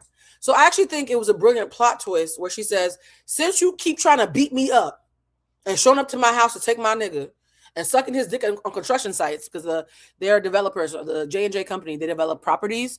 And this lady kept on having meetings with Jonas on the construction site trying to grab his penis and shit in the middle of the dirt. Like the lady was uncouth, okay? Wasn't a coof in sight. And I know it's a TH, I'm just being funny. But like, she's like, okay, well, bitch, if I can't best you by him choosing me and you won't leave him alone, and it doesn't matter how much we fight, you just put on a brand new wig and keep showing up to my house, then fine, be my son then. Be the bottom bitch, be the second wife. So that plot, which I thought was really kind of brilliant. Not going. She's not just controlling the narrative, but she's also controlling the situation. But it just goes sideways, I feel like with this character, I mean, yes, she came in as a side chick, but it was. I mean, yeah, this woman looks like a literal cat. She's stunning. So it was such a beautiful journey for her to come as the person who just wanted things for herself. Now, I will say this. The fact that she started as a side bitch who I hated, and by the end, she slightly reminded me of my mom, although my mother has way more integrity, shows that the character development for her character was excellent, because about 11 episodes in, maybe 12, I stopped hating her and just started saying, oh, she's growing up. She's learning the hard way that when you steal another bitch's van, you lose them how you get them. So I think her story arc, aside from Joyce and Jonasy, obviously, was probably the best developed one. And even the way her story arc ended It wasn't nice to her, but it felt accurate. When writers are more concerned with the accuracy and integrity of the character that they have built than having a happy ending, I always respect that. Her character didn't end up having a redemption arc. Her character ended up being a city girl who said, fuck these twins, Joyce. You're going to have to raise these kids because this nigga's a hoe. I thought he was going to be a hoe for me and that you were the first wife and I was going to be his second one and only. What you mean he got other bitches? I'm out. You can have these kids. I'm up and I'm stuck. She left the kids. She said, fuck these twins. I thought these twins were going to trap him to be with me. What you mean he got other bitches? Joyce, I feel so bad for you. But you know what, bitch? I might have whooped your ass. I might have sent you to jail after you burnt my house down. But you know what? You a good mother. I said, bitch, that logic is so selfish, twisted, and yet humbled. It sounds like a bitch who would go after somebody's wife. It's her version of accountability. So it actually tracked, unfortunately. Them poor twins were like, so is you my mama or you my mama? Who the fuck is my mama? I felt bad for them twins, child. And then to sort of go through that journey of now not thinking only for myself. This was that character growth. First, I thought it was just Joyce. Then it was Matima. Now, here's the thing. What did I say earlier? I said the minute Essie said,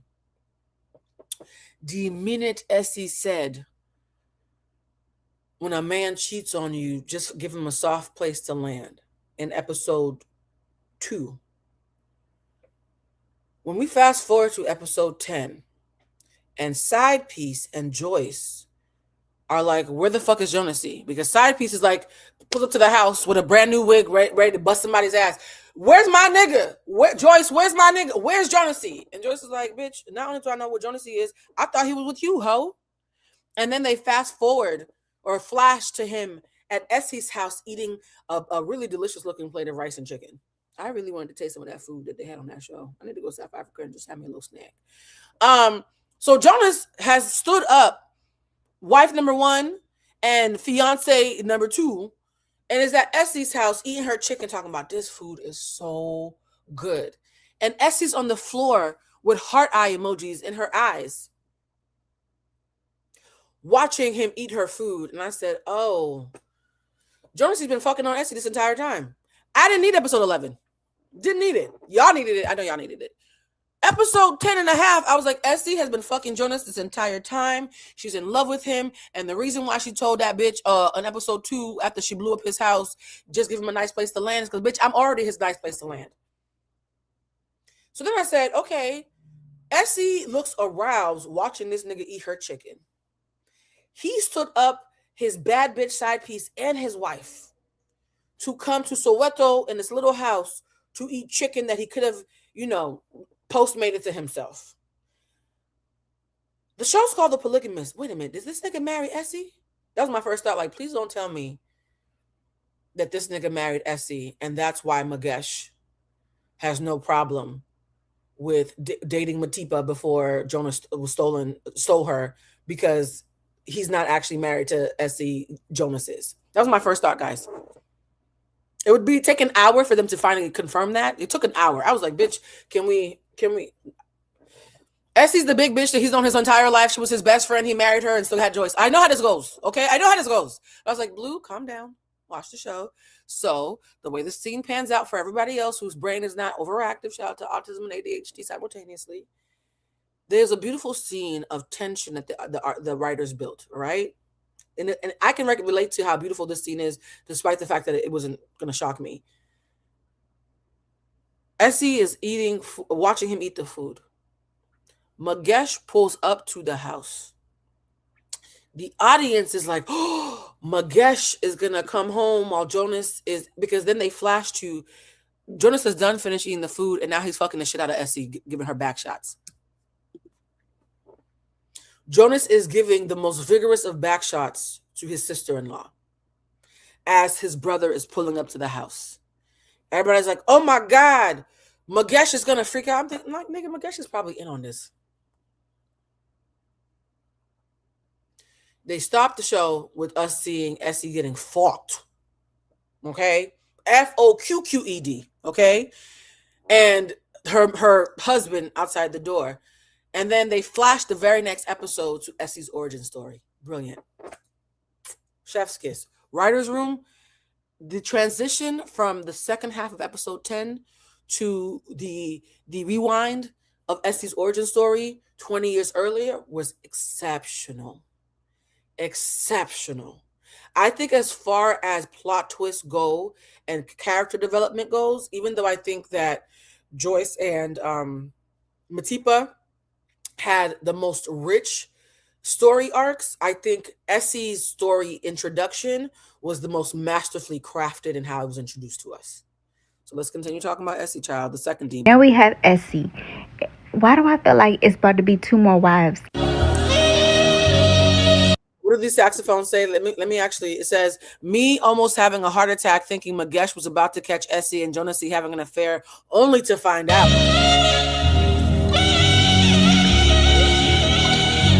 Yes, it's glorious.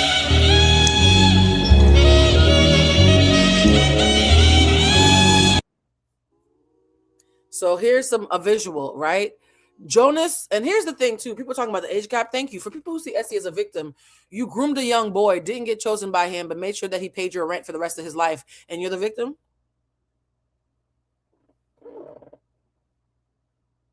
For those of you who feel bad for Essie, you have an 8-shit woman in your life who you feel bad for, and you're superimposing on her, and they both need to be chin checked.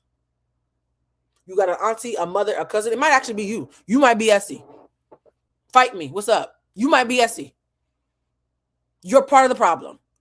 Essie was an older girl who stopped Jonas from getting bullied when he was a child. We don't talk. The fact that y'all see Essie as a victim when she groomed that nigga is wild to me.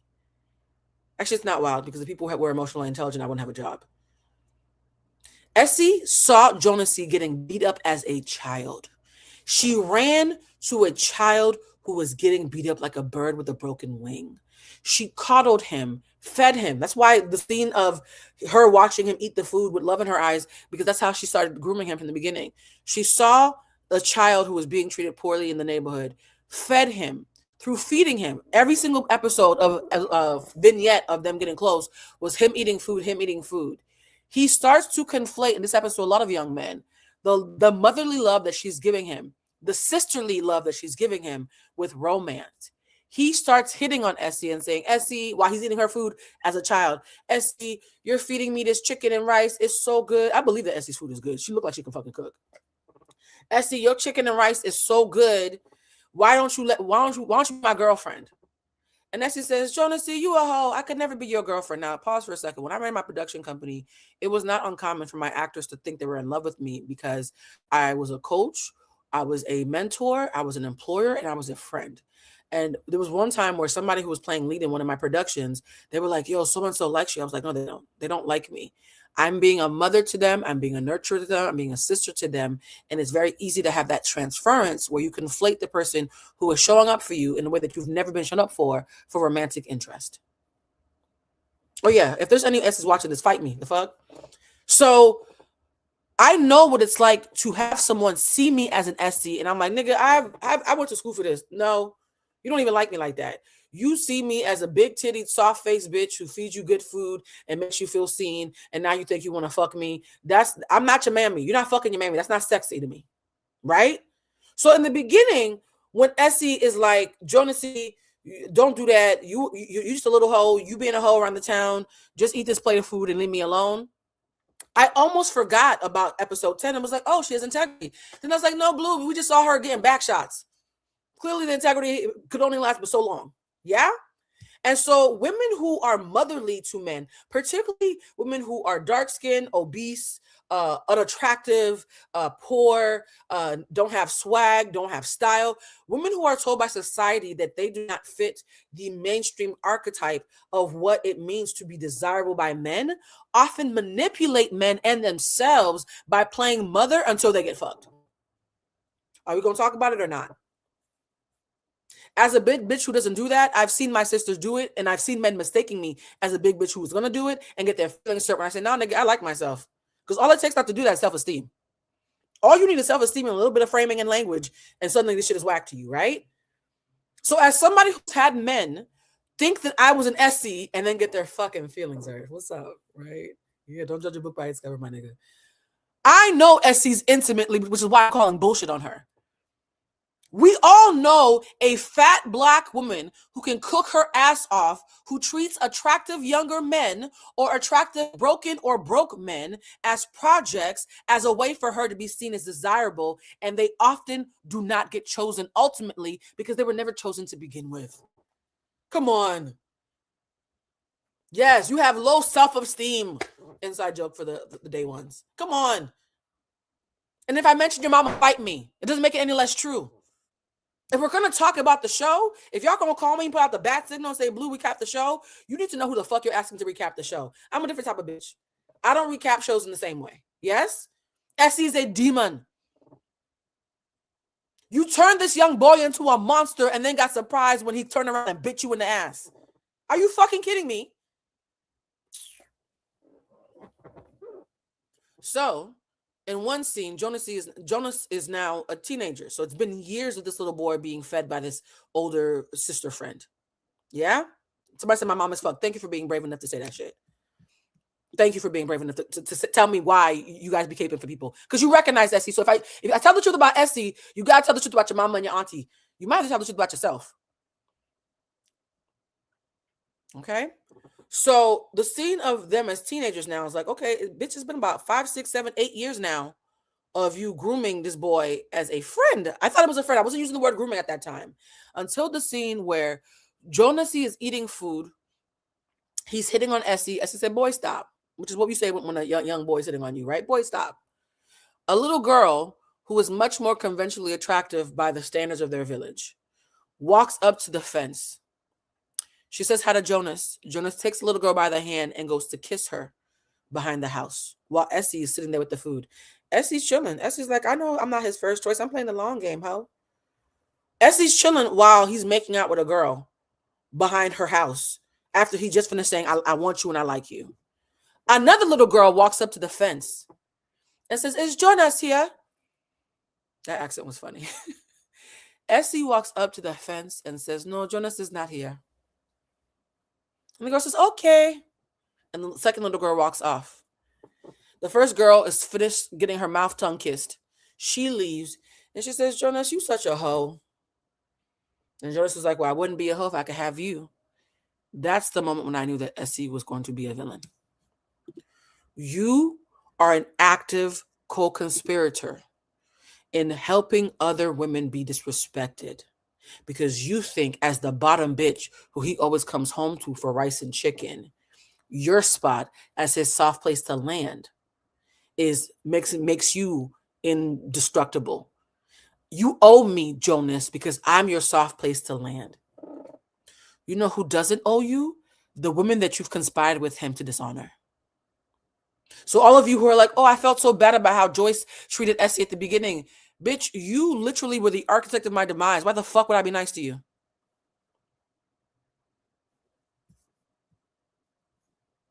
Yes, Essie fed the monster. Here's the thing. Essie and Magesh both fed the monster. Now, if feeding something doesn't mean you've created it, okay, that means you've co-created it though, right? Feeding something is a co-creation. I'll meet you in the middle. She co-created the monster. Jonas's lack of integrity and his narcissistic tendencies, his brother being an enabler, and Essie being the willing bottom bitch who's a soft place for him to land, they all together, the three of them co-created this mess. The three of them. There were 3 demons. You're only talking about one. There were 3 demons on that show. Why are we only talking about one? Jonas, he literally, as a matter of fact and logistics, cannot pull off the decades of trauma and generational just disparity that he's about to create without these 2 motherfuckers having his back. Because as much as we have the fat girl, ugly girl, not wanted girl, poor girl, pick me girl, who is seen as the enabler for the man who comes home to her, even though he's never going to choose her as a priority, we also have the sidekick nigga who's the nice friend who's holding his secrets and doing his dirty work for him. That ecosystem always needs 3 legs. You always need a woman to scam the other woman on your behalf and a man to play good cop against your bad cop when people are mad at you. Tell us all this time. Song as old as bullshit and misogyny and patriarchy. What do you mean? Magesh was a good guy and Essie was a victim. Y'all. Yeah. So yeah, these are the scenes. And here's the thing. When he comes to her and says, hey, I don't have money for college, Essie says, here's my life's savings. I'm going to give you my life savings to go to college. And Jonas says, oh, when I come back from college, I'll marry you. He doesn't talk to her for 8 years. In that 8 years, Essie has gotten pregnant with Freedom, right? So Freedom, that's why Freedom was always seen as the child that came before. When Jonas comes back, Essie has gotten pregnant with Freedom, so she has a little boy. Jonas says to her, I married this really pretty rich girl named Joyce that I met at university, and her father has given me a job. This job is really important to me. Me and Joyce she's really important to me, but you could be my second wife. Essie says, okay, I'll be your second wife because you've come back with I missed you, and I spent all those years grooming you. I want to return my investment. Right? So he has a tribal ceremony for Essie. It didn't feel like it wasn't in the church. It was just amongst the community. Essie gets pregnant because, again, he wants to fuck on everything because he's thinking, well, bitch, now we can fuck, right? They have sex. She gets pregnant. They go to the maternity shop.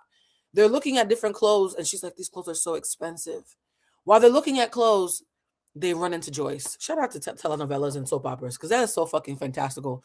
Your first wife just happens to be at the fucking maternity shop at the exact moment that you and your side bitch from childhood who groomed you are looking for maternity clothes.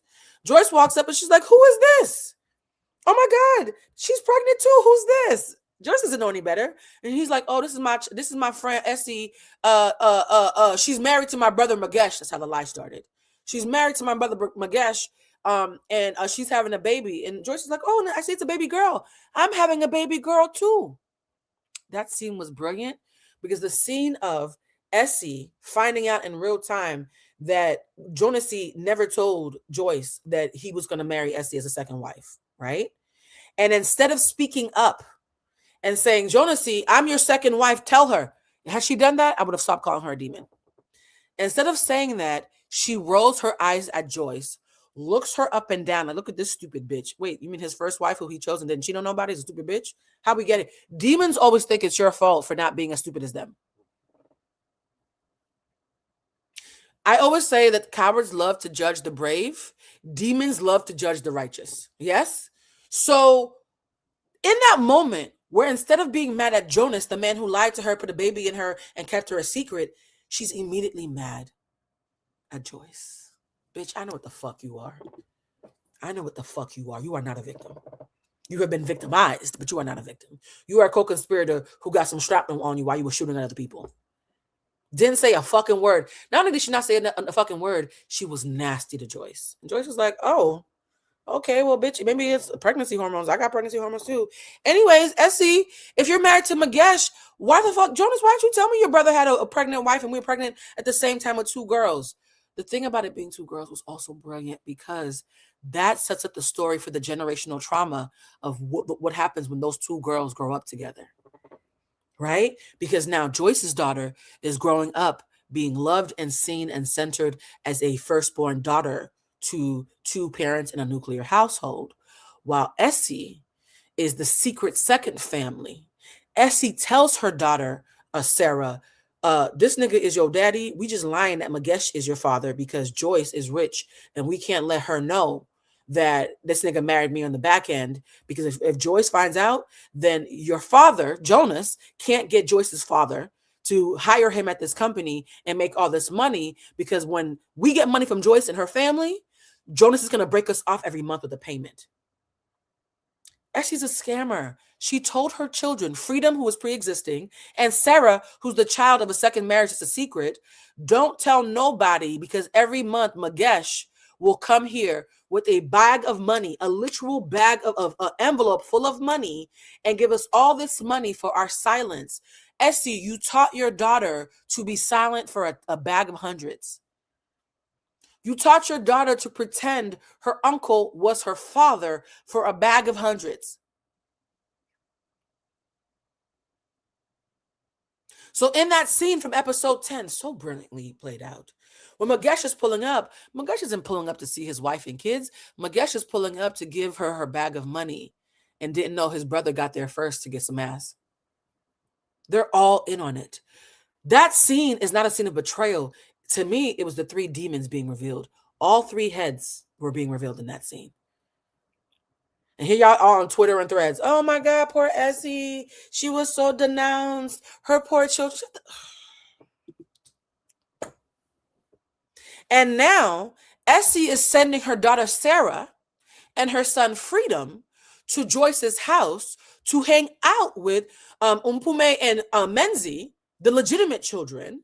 And they're thinking these are my cousins, not knowing, well, Freedom is still my cousin because he was here before. But that, Sarah is actually our half sister. Sarah's walking around the house pretending to be Umpume's friend while resenting her and hating her. She steals her phone. When Umpume says, oh my God, I love my boyfriend. I love him so much. I think I'm going to lose my virginity to him. We've been together for a long time. Umpume says, oh, you love him? Oh, girl, sorry, not Umpume. Sarah says, oh, you love him? The minute her half-sister, who doesn't know she's her sister, leaves the room, she seduces the boy and sucks his dick. Umpume walks in on her cousin sucking her boyfriend's dick on the same day that she was going to lose her virginity to him. That is Essie's child. Essie walks in and says, why are you embarrassing me? Essie, she's acting like you. She's acting like the whore you taught her to be. You told her, be a hoe, and for a bag of money, shut the fuck up and resent people who have done nothing to you. Joyce didn't do shit to that girl. Umpume didn't do shit to Sarah. And yet the entire 22 episode series, we watch the bitches who are moving dirty but convinced they are victims, causing harm to the innocent parties who have no idea what's happening.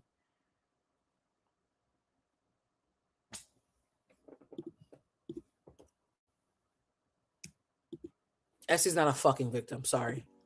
And there she goes. No.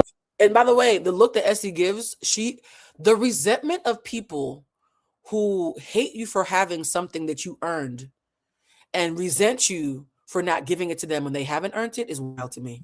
As somebody who's an abundant bitch, there's no way that I'm going to be able to cape for Essie, because it's the Essies of the world who always attack me. Sorry. Oh, shout out to our new members. Oh, we're getting money from the UK. Shout out to our brothers and sisters who are sending pounds.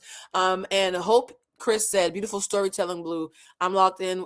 Happy Juneteenth. Oh, I appreciate that, guys. And I'm doing my best to make you guys unsee the conditioning that's happening even in the viewership. I'm watching so many viewers cape for characters who are diabolical. It's obvious that everybody hates Jonas, but Jonas is not the only person that we need to be worried about. It makes so much sense why USC always enjoyed the chaos and the conflict in Joyce's life, because Joyce was literally living the life that was meant to be hers. Joyce was living the life that she probably felt like Joyce stole from her. And it didn't make sense for me at some point. It's like, why is Essie so obsessed with Joyce? Now it makes so much sense that she was obsessed and angry at the same time because of what Jonas did to her, and how in a way she felt like Joyce stole the life that she was meant to live. But to you guys, who was the biggest villain outside of Jonas? Essie. Now here's the thing that's tricky about this. In this podcast, and I featured twice, this man very brilliantly clocks Essie, but he doesn't clock any of the men. This is why y'all always lose me. Y'all will get the story half right and then fuck up the other half, and now I gotta divest my... In his mind, he doesn't see Magesh or Jonas as villains. He only sees Essie as the villain. That's misogyny. This brother, if you ever see... Oh, by the way, guys, I was about to say, if this brother ever sees it and wants to come on the show and talk to me, I'm open to it. We did an episode of Bluecentric Live. Was it this week or last week? I think it might have been last week. I'm not sure. I've done so many lives recently. We did an episode of Bluecentric Live where we talked about a young lady named Sydney. Sydney was the young lady who was making $50,000 a month, proposed to her long-distance boyfriend, retired him, moved him in, bought him a house like a bad bitch, got him a nanny, and then had to get divorced because he didn't show up for her. We did that episode, and I said, if anybody knows Sydney and Sydney is open to talking to me, let me know. Sydney DM'd me yesterday. Sydney, 50K a month, proposed to a nigga and then had to get divorced because he was a bad bitch who didn't want to work. That Sydney DM'd me yesterday. Shout out to Sydney if she's watching, and told me her parents sent her the live. Yikes! Not your mama and your daddy.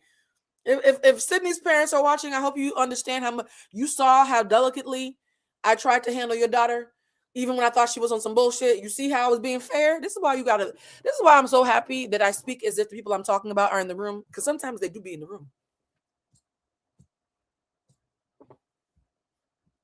Yeah. Sydney showed up. So I think what we're gonna do is either Saturday's too busy. I got too much Love Island because Saturday is Love Island Day. We only do Love Island once a week. Saturday is Love Island Day, where we do a Love Island main show, and then we do a members only after show where I tell the greasy shit that I don't want to say in public. So let me see, what day did I tell Sydney to come on? Because I'm doing so much right now. I told Sydney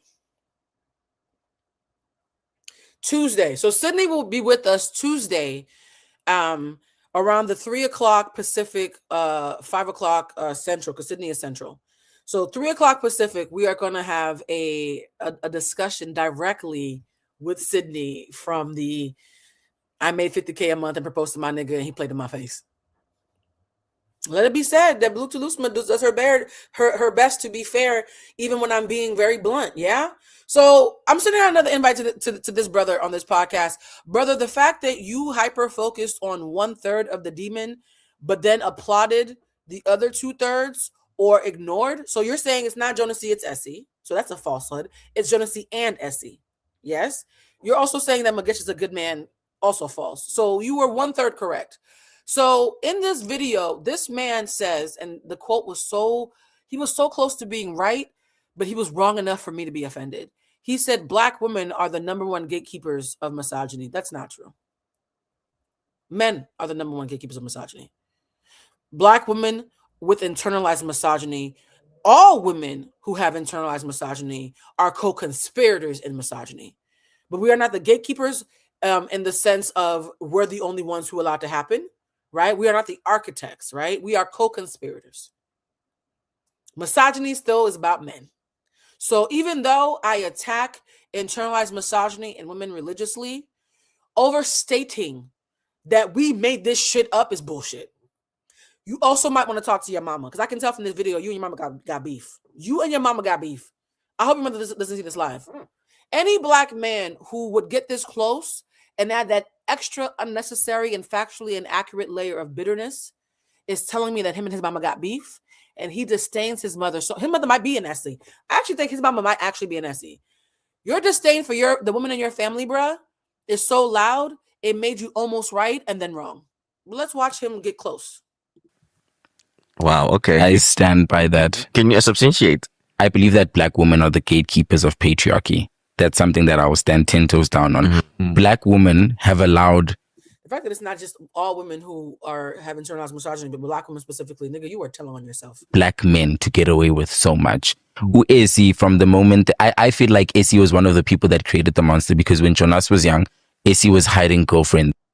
Essie was one of the people who created the monster. Who else created the monster? Because the other people is Magesh, and that's a man. If Essie is just one of the people, I feel like I'm trying to teach somebody how to sound out words and read. Sound it out with me. If Essie is one of the people, who are the other people? Please don't tell me you're about to say that all women are the only ones responsible and there was no men involved, because now you're going to lose me. But let's continue. For this man, like literally telling girls to the face that, hey, that enabled that, not enabled, but I think it perpetuated that cheating nature of, okay, I'm going to play with girls and I know that you're always going to protect me. When Jonas got older... Men also do that with each other. So everything you're saying is gender neutral. Everything you're saying is valid and also gender neutral. So you're making valid points, but framing it incorrectly. Essie was still the one that was protecting. She was one of the keepers of the secrets. To a point that... Essie was one of the keepers of the secrets. Work with me, bro. You are so close. I feel like this thing is doing long division with pen and paper, and he keeps forgetting to like carry the one. You're so close. Effie was one of the people. Who else is helping him keep the secrets? Who's bringing her a bag of money every month? You're so close. Aye. Essie let her get married to him and allowed herself to she allowed herself to be a secret. And she allowed herself to be a secret. Who's keeping this? Okay. Someone said the one with the least amount of power now has the most power. Thank you. There is a hierarchy even within demons. Demon number one, when it comes to misogyny, has to be the man because he's the one who's benefiting and his gender is what is the most centered in this, right? Jonasi is demon number one. Magesh is demon number two. Essie is demon number three. How'd you skip the first two demons to give a speech about the third one?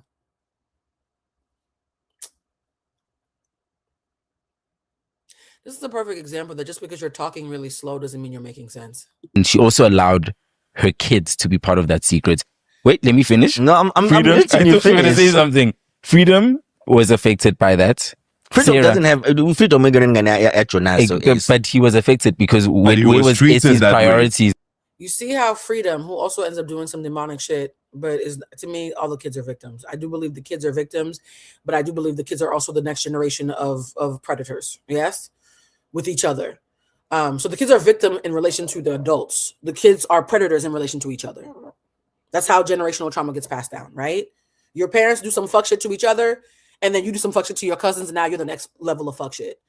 So the fact that he sees Freedom as a victim, and will later in another clip say Magesh is a good man, but is hyper focused on Essie. Nigga, you telling yourself. Where was It was Essie's priority?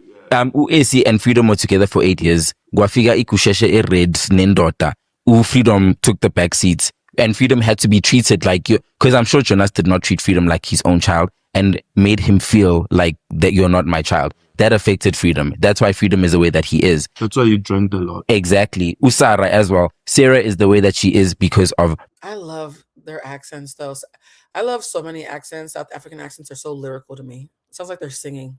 Jonas. In my opinion, Essie created more villains out of this whole situation than anybody else because she created. Okay. Y'all see how I can come down on Essie and still call bullshit when a man overstates her impact while absolving all the other men?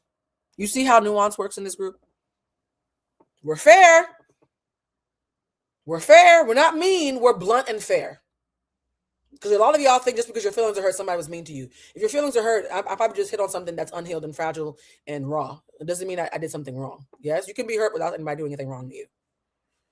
Jonas, Sarah, and Freedom, who are so many damaged people. The only person who I think survived was Magesh, because thank God that venom didn't spill onto him. Thank God that Essie's venom didn't spill all to Magesh, even though Magesh is the one who co-conspired. Oh my God, nigga, you sound dumb now. You went from being close to now you're getting colder and colder the more you talk. So I'm going to say for 10 marks, Essie Gomorrah is my villain. The polygamy is trending, and I'm sad that it's trending for the wrong. So here's a pick-me who's going to tell us that she's sad that the polygamist is trending, and she's very condescending. So young lady, if you see this, I left you a very clear but respectful comment that, hey, baby, this is not it. You were talking crazy to some people in the comments. I haven't gone back to see if you responded to me.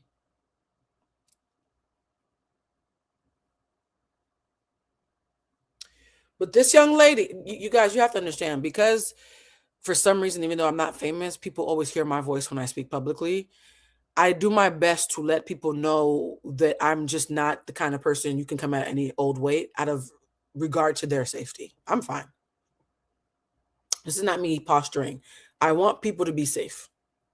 There are things you can say to me that will make you unsafe. Yeah. So this young lady moves in a way where she is saying, I'm so sad that we're all focusing on how bad Jonasi is, because the whole point of the show was to remind us that good men like Magesh exist. Bitch. Sorry, that wasn't respectful. I meant bitch in the fun idiom African-American way. Sorry. Reasons. It's trending because Jonasi this, Jonasi that, Jonasi this, Jonasi that, of which it's true. But at the same time, we're ignoring Magesh. At the same time, we're ignoring Magesh. What a good man who lies for 20 years and passes around money and is a co-conspirator and traumatic things that fuck up a new generation of people who were not even born when he was a co-conspirator. Oh. It should be trending because of Magesh. Do you get me? Because if you learned anything from that movie, it was supposed to be there are good black men out there. In fact, if I learned anything from the movie, it's that there's good black men, bitch. I'm sorry. I'm trying so hard not to use the B word. Okay. Let's fast forward because this young lady is gorgeous and maybe she was raised by a pick-me and I don't want to keep calling her out her name. So for my own sake, I'm going to fast forward. You can guess what she said. Oh, he's such a good man. He's a good man, Savannah. Child, shut the fuck. Sorry. Pretty girl. She's gorgeous. South African women are so fucking beautiful to me. everyone, but he was the good man there. The same way when people give reviews about it, it's always, oh, Jonas. They never go back to see like, guys, but Magesh.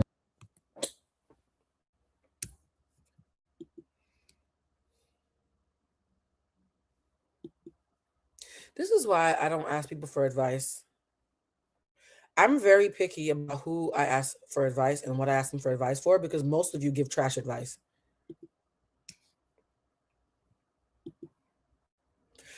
Plot twist, the more emotionally intelligent you are, the less you can ask people for advice because you approach the world with a level of intentionality, nuance, compassion, and educated framework that most people don't have the privilege and the luxury of having. And so you're guaranteed to get advice that is subpar to the way you think on your worst day by yourself.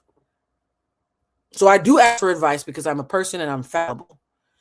Because, though, of my EQ, and this is for everybody who has EQ, I have to be very specific about what I ask advice for and who I ask it for and how I frame the question, or I'm going to hear some bird shit unintentionally and then have to not be rude and pretend that shit made sense to me.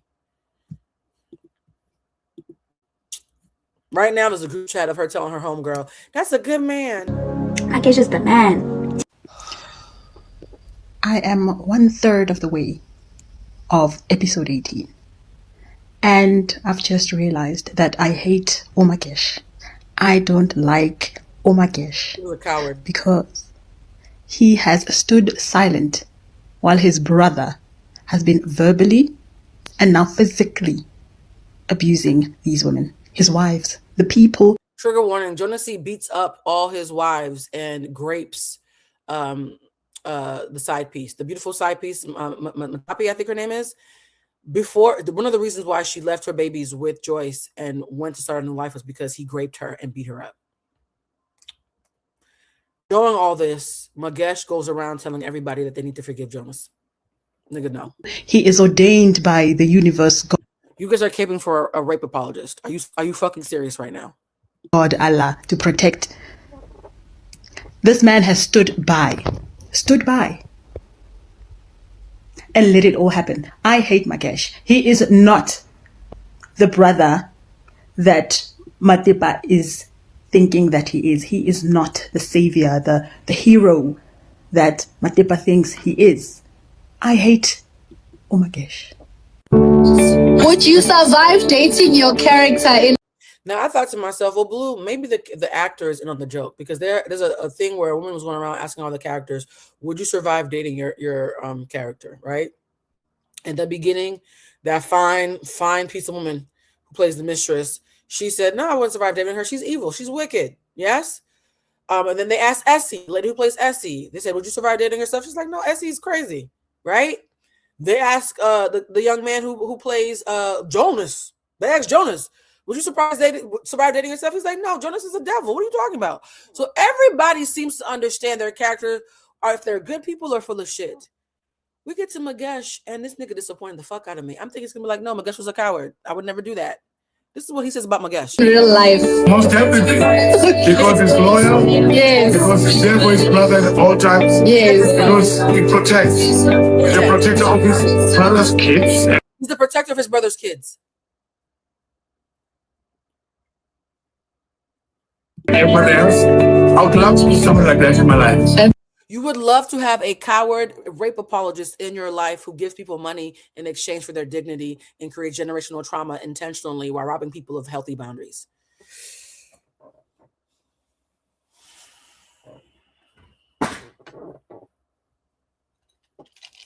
Oh, bon Dieu.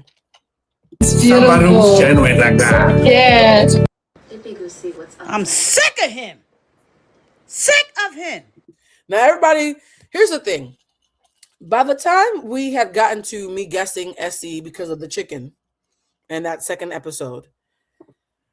There was an episode, several episodes earlier, where when Joyce forgave Jonasy the first time before she realized this nigga was going to have twins, they go off on a vacation to renew their marriage.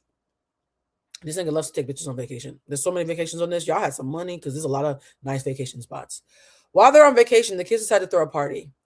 While they're at the party, we see for the umpteenth time that Menzie, Jonas's and Joyce's son, has a crush on his sister's best friend, Lindani, right? Lindani is a really pretty girl, and everybody makes fun of the fact that Menzie has a crush on Lindani, but it gets tongue-tied around her. Of course, they invite Lindani to the party because she's Umpume's, I'm trying to think of the letters. Umpume's best friend and Menzie's crush. So she gets invited to the party. Something happens at the vacation where either they lose a phone, somebody gets sick. You know how they do this. The parents have to come home early to catch the kids throwing the party. When the parents come home early to catch the kids throwing the party, when Jonas walks in so they can cuss everybody out, again, there's a scene where they linger for 2 or 3 extra beats on Jonas watching Lindani, an 18-year-old girl, gyrating and dancing at the party before he tells everybody to stop. My first thought was, he's about to fuck this little girl, and she's going to be the 4th wife. I immediately knew.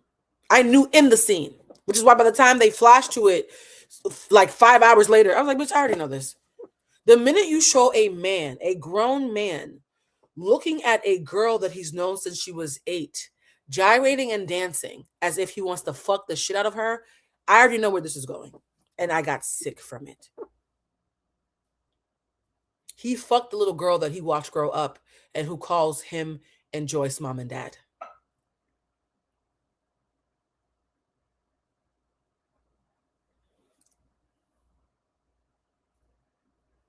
Come on, come on, come on.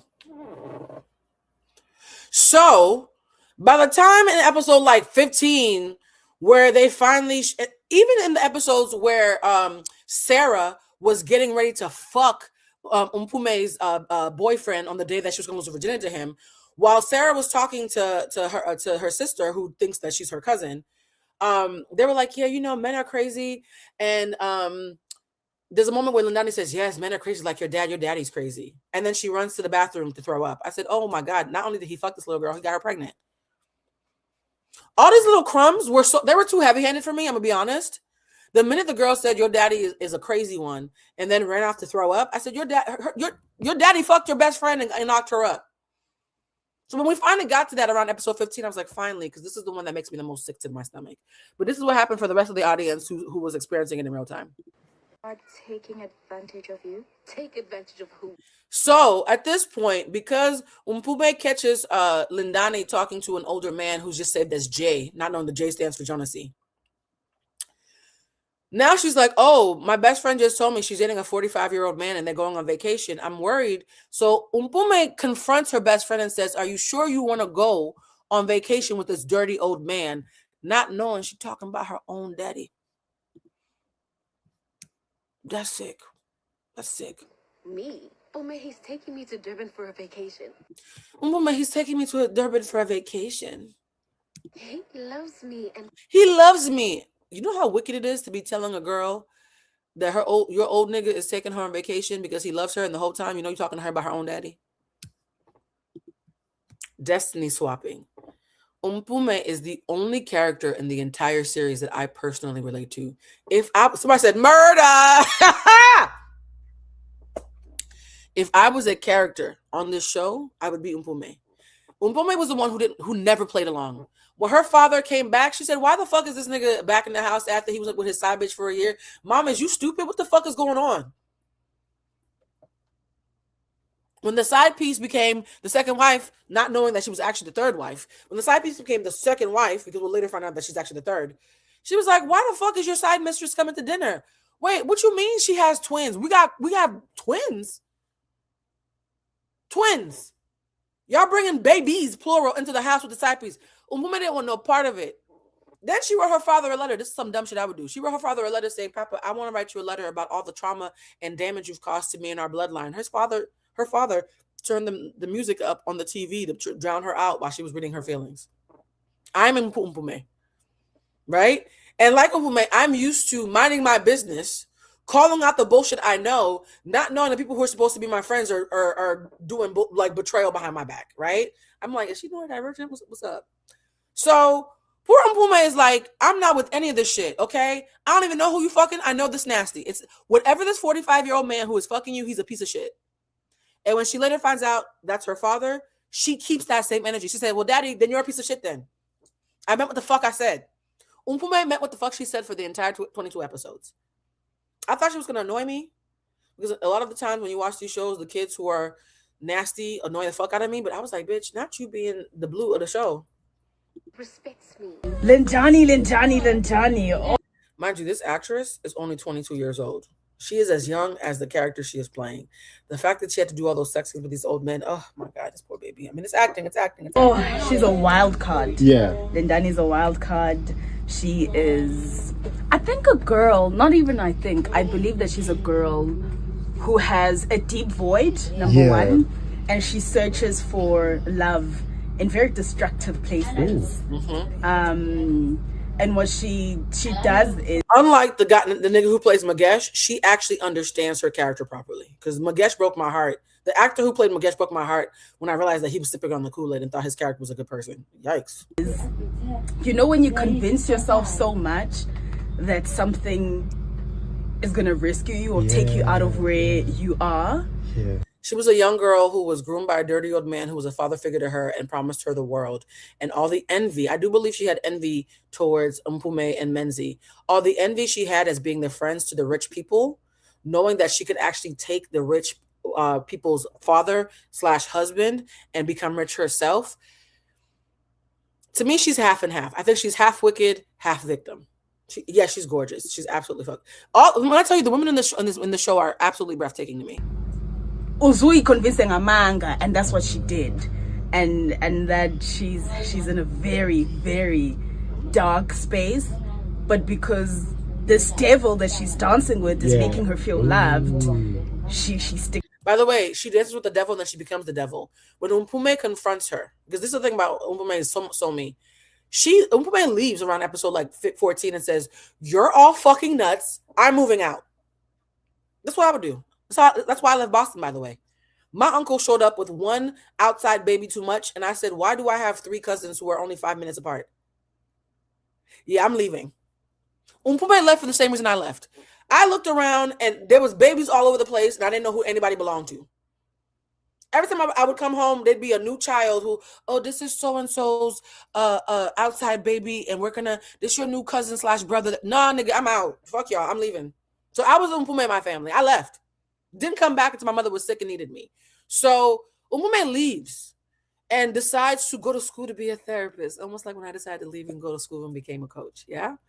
She leaves to become a therapist because, most of us who do this work have fucked up families, right? We heal ourselves and then we learn how to help other people heal. She comes back as a therapist and she runs into Sarah, and Sarah says to her, well, I'm your sister now. You know that now that you know I'm your sister, because Sarah reveals to everybody she couldn't keep the secret anymore. That Essie was fucking on her daddy and that she's actually their sister, not their cousin. Sarah says to Umpume, I'm your sister, so shouldn't you forgive me for sucking your boyfriend's dick on the night that you were going to lose your virginity to him because you loved him? And Umpume said, no, you're a whore. You're just a whore who happens to be my sister. Fuck you, I'm out. Sarah gets mad at her. She's like, oop, you don't get to be mad at me after sucking my boyfriend's dick. Not too much. That's not how that works. For those who are saying, Blue, what about forgiveness? You can't have bass in your voice and talk to me crazy while asking me to forgive you. You have to pick one. Either you talk to me like we fighting, or you're going to be humble and ask for forgiveness. You can't talk to me crazy while asking me for forgiveness. So Sarah comes to Umpume with the same resentment and misdirected anger and dangerous virtue signaling that Essie, her mother, does with Joyce. They're mimicking each other. And think about it. Those two girls first met when Joyce had her Umpume in her stomach, and Essie had Sarah in her stomach, and Essie was giving Joyce disdain for being chosen and doing nothing wrong. Fast forward 24 years later, we're in the same predicament. Now the girl who's been lying and causing harm and hurting people is looking at the girl who's been victimized with the resentment that doesn't belong to her and belongs to Jonasie. The sins of the mother. Yes, brilliantly. When I tell you the juxtaposition as an artist, even the framing, they did their big one. I keep on saying Tyler Perry on his best day couldn't do this, y'all. They did their fucking big one. So Upame's like, if you gonna talk to me crazy, bitch, the answer's no. Yeah? Not too fucking much for a bitch who sucked my boyfriend's dick. Then she goes to the house where her dad, who is sick, because of course I already told y'all, Joyce sent a Jezebel she met in jail to fuck her husband and give him AIDS to get back at him. When let's find out that he has HIV, not AIDS, it was HIV, but it escalated into AIDS. When all this goes down, everybody leaves Jonas except for this young girl. The young girl says, well, all these old bitches have left you. I'm the young bitch in town. Umpume goes to her father's home, runs into Lindani, I might have said Essie, it's Lindani, runs into her former best friend Lindani, who is now fucking her father. Lindani says, your daddy didn't tell you that when he was sick, I got him to write over his house in my name? This house is mine. Not the main house, the side house. Because he's rich, he has many houses. And Umpume says, Lindani, you fucked my father and you have no remorse and you're gloating that you pulled a city girl and got him to get you a house. At what point do you feel bad that I have been your best friend since you were 8 years old and you were a co-conspirator in betraying me and breaking my heart? And Lindani says, get off your high horse. You think you're so fucking perfect. No, I just think that I didn't fuck your father. It's a low bar to be better than you. Don't take much. So yeah, you were raised a cousin that was my child, Lord Haitian man. Oh yeah, that happens a lot in our families. The casting was impeccable. So imagine Umpume, my cousin is actually my sister who is my op, who literally is directly responsible for ending my first love. And my best friend, my childhood best friend, is fucking my father, betrayed my mother and me, and is gloating that she got a house out of him and still thinks that I'm an asshole because I have integrity on my high horse. The children are victims of their parents, but they are predators to each other. The only person for the entire series who is not full of shit is Umpume. The only person who is not a hybrid of victim / next generation of predator is Umpume. This young girl is a victim. She's also a predator in the making. I think so many of you are feeling bad for the kids that you're forgetting those kids are becoming the next wave of demons. Jonas started as a victim who became a predator. So how is it that we can acknowledge that Jonas is a predator, but not the children who are taking up the mantle? Come on. He's passed the torch to them. They're all predators. They're all predators or hybrids, except for Umpume. Lord, through. She thugs it out, you know? But yeah, she's interesting. She's interesting because she has layers. At first, we see her as an innocent girl who's just Mpume's best friend. Yes, and as the story progresses, she does very despicable things, you know? But she's a girl. At the end of the day, she's a girl who just has a void and wants it filled. She's a girl who has a void, but Jonas was a boy who had a void. So yes, I can hold space for the sob story trauma that you inherited that made you feel the way you feel, because all feelings are valid. I will always call bullshit on the actions that you do that cause further harm and further victims in others. So this is not me being cold and saying Blue don't give a fuck that kids were victimized by their parents. It's saying all people who are parents who victimize kids were once a kid who was victimized by their parents. At what point does the buck have to stop and some accountability come in? At what point do we admit that just because R. Kelly was sexually assaulted, it doesn't absolve him of what he did to all those women? Oh, okay. And she just wants to feel loved. And unfortunately, she dances with the devil. So here are the women. So this is Joyce, long game. This is Mitapi, who City Girls up. You can have these fuck these kids. I'm out. Ha! I thought I was gonna be his second and last. Me being his third. Me being a third to the big girl who making a good chicken. Yeah, I'm not doing that. I'm out. right? Essie, bottom bitch from day one, who groomed him and turned him, helped turn him into the monster that he is. So she's wife number 2 that we thought was wife number 3, but she's actually wife number 2.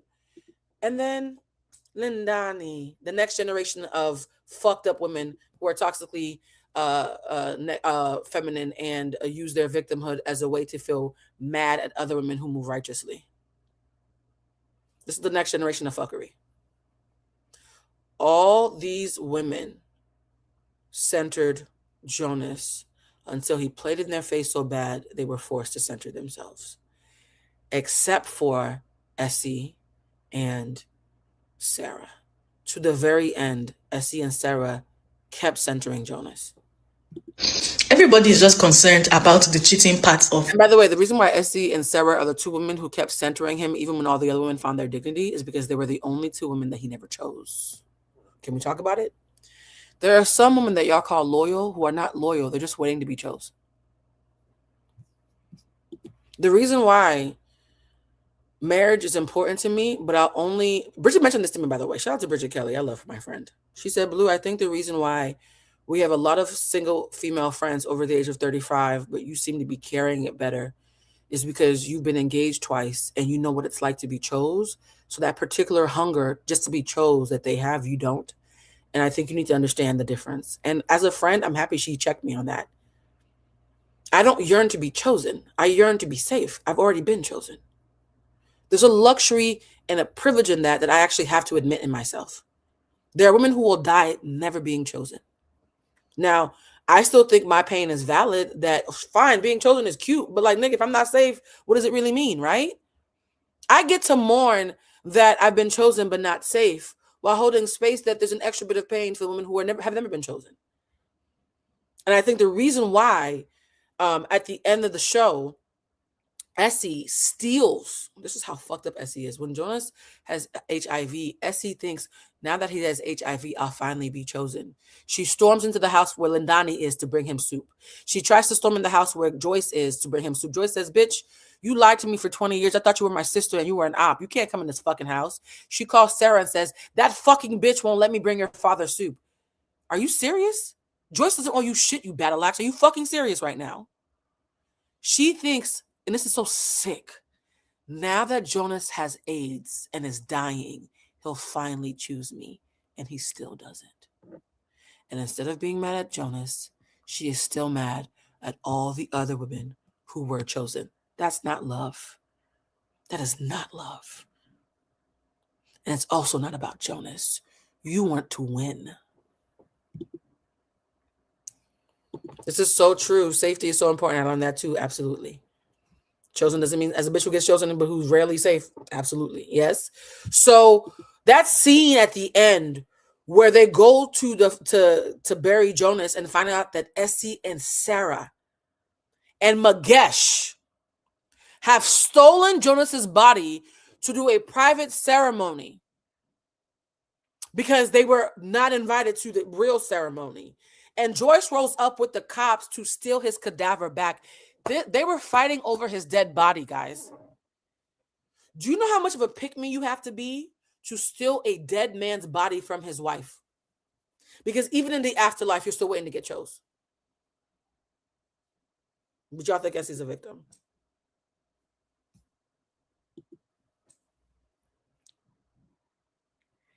Essie didn't give a fuck about Jonas's body. Essie wanted to best Joyce. Women like this are not competing for the man. They're competing to feel superior to the woman who naturally makes them feel inferior. I can't tell you how many times I've watched somebody hit on a guy I'm talking to, not because they're attracted to him, but because, Blue, you're so fucking highfalutin. You talk all this big shit about self-esteem on social media and how you have bitch and X, Y, and Z. If I can get your nigga to even flirt with me, I'm better than you. No, you're not. You still suck. You're not. You still suck. You eating my scraps doesn't make you better than me. Right? I know this kind of woman very intimately. We all know women who don't want your man. They want to know they can have their man over you. It's not about him. That's why I'm saying Jonas not being attractive to some of y'all is irrelevant. It was never about him.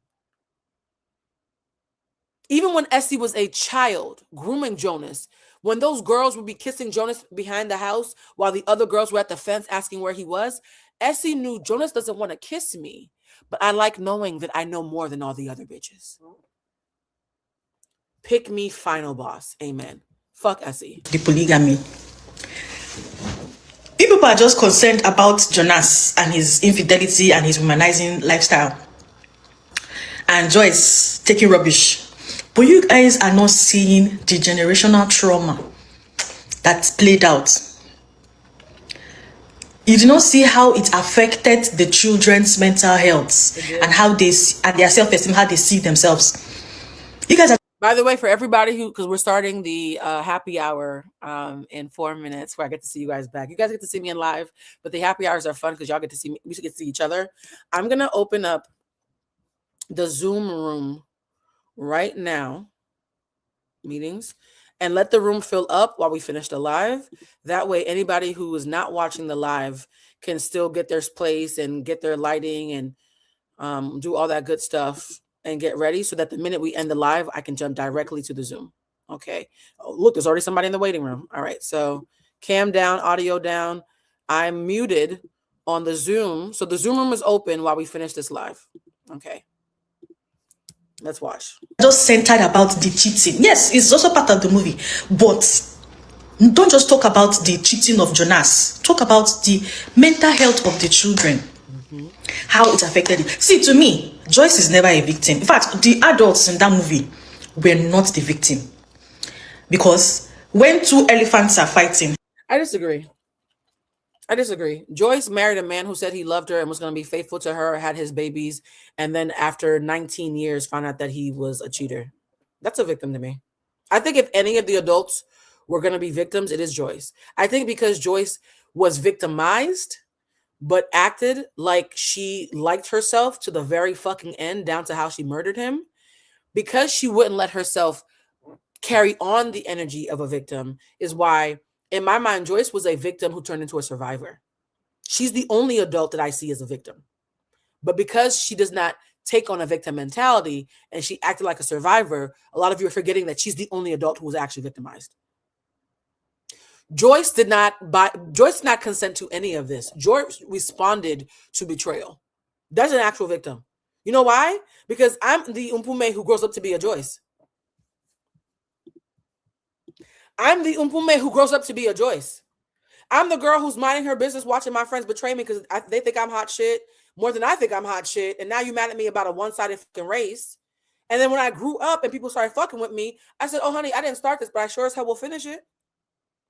As an Mpume who turned into a Joyce, you can't call Mpume a victim without calling Joyce a victim. They're the same person.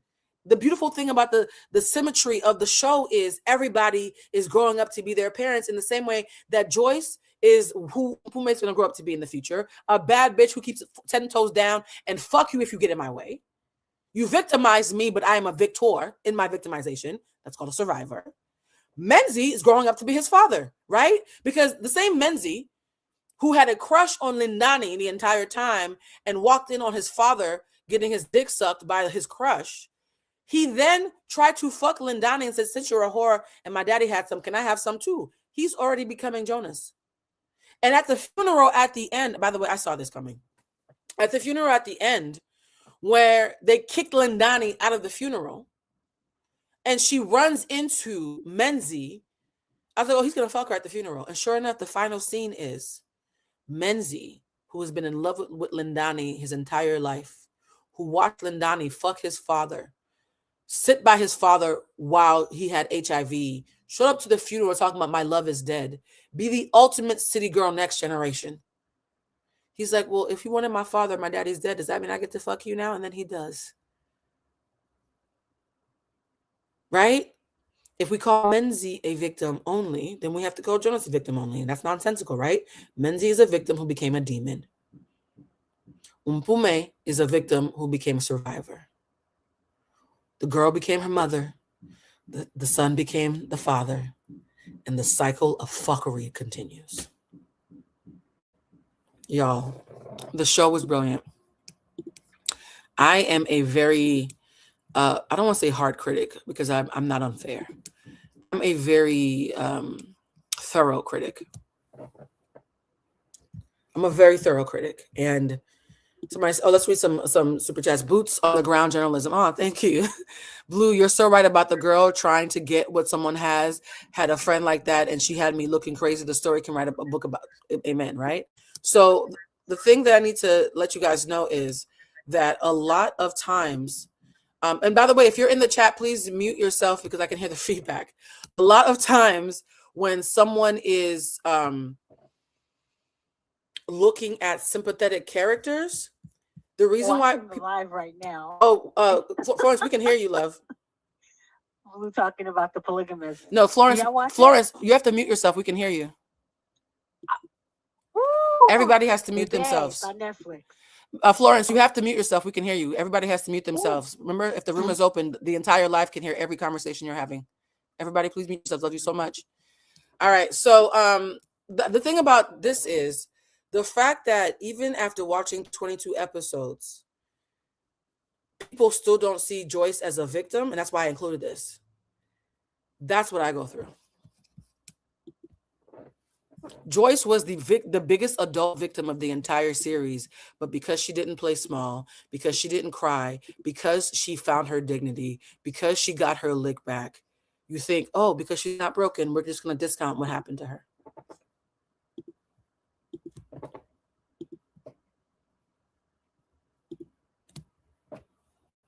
The only adult victim in the entire series, and you guys don't see it, just because she's a bad bitch. The story for me, the lesson of the story for me is bad bitches are victims too. We just carry it better. If you try to victimize, and by bad bitch, I don't mean appearance. I mean, you like yourself.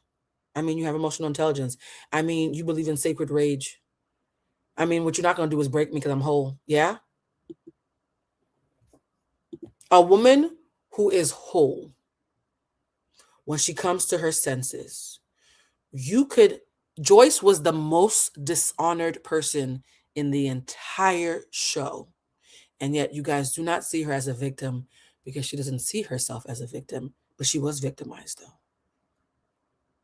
And Essie, the biggest op, the most disgusting woman on the show, y'all see her as a victim because she's fat and dark and crying.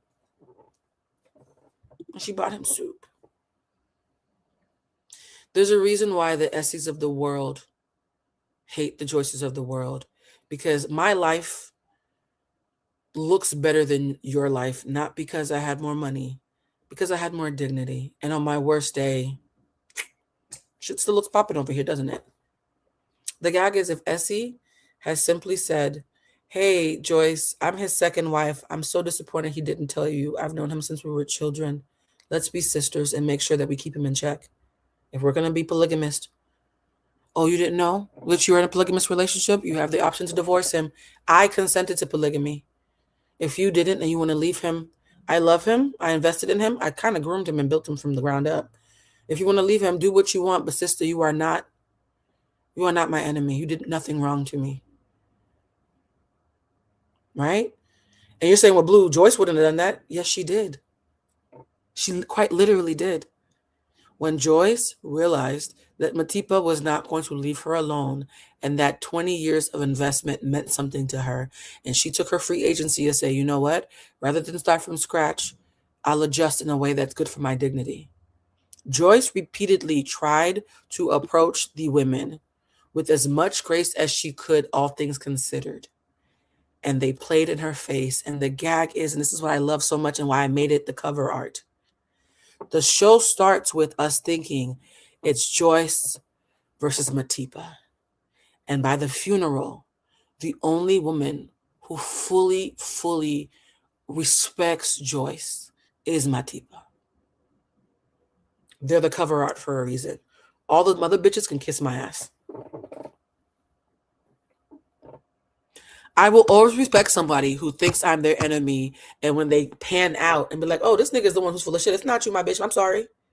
I've had this happen to me, by the way. I've had women be my nemesis because somebody else pitted us against each other. When I get the facts, I'm always ready to attack the person who's the actual demon. I don't care about distractions. Who's the real architect here, right? I've had women hate me because somebody else made them hate me. And then they said, Blue, this person lied on you. And now that I'm panning out and seeing what's happening, my bad, sis. And I've welcomed them. I will always welcome a woman who can eat it and say, my bad, I was led astray. You didn't deserve this, right? So for those who say, Blue, you're not forgiving, I'm forgiven for those who move in a way that discerns that they can be forgiven. Now, do I forgive universally for my own mental health? Sure. But not all forgiveness requires access. If you want access, it's a much more rigorous checklist. Matipa and Joyce at the end respected each other. Essie was still a fucking pick-me. And because you're seeing Essie be a pick-me, so's her daughter. Right? Her daughter's sitting there dragging a chair to the front of a funeral that she wasn't invited to, knowing that her and her mother had stolen that body.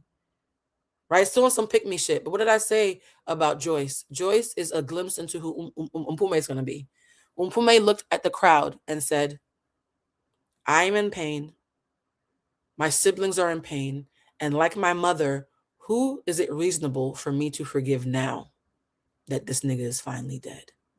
And she said, hey guys, I know I was my father's favorite child. He never said it, but I could tell. And by the way, I believe it, by the way. Men who are horrible people tend to respect the very daughters who drive them crazy because that daughter is reminding them of the mother who drove them crazy, right?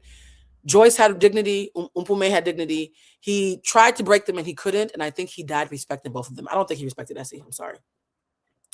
So Umpume says, now that this man is dead, I know I was probably his favorite. I also know that I have siblings and I want to make an amendment to the record. I want all my siblings to show up.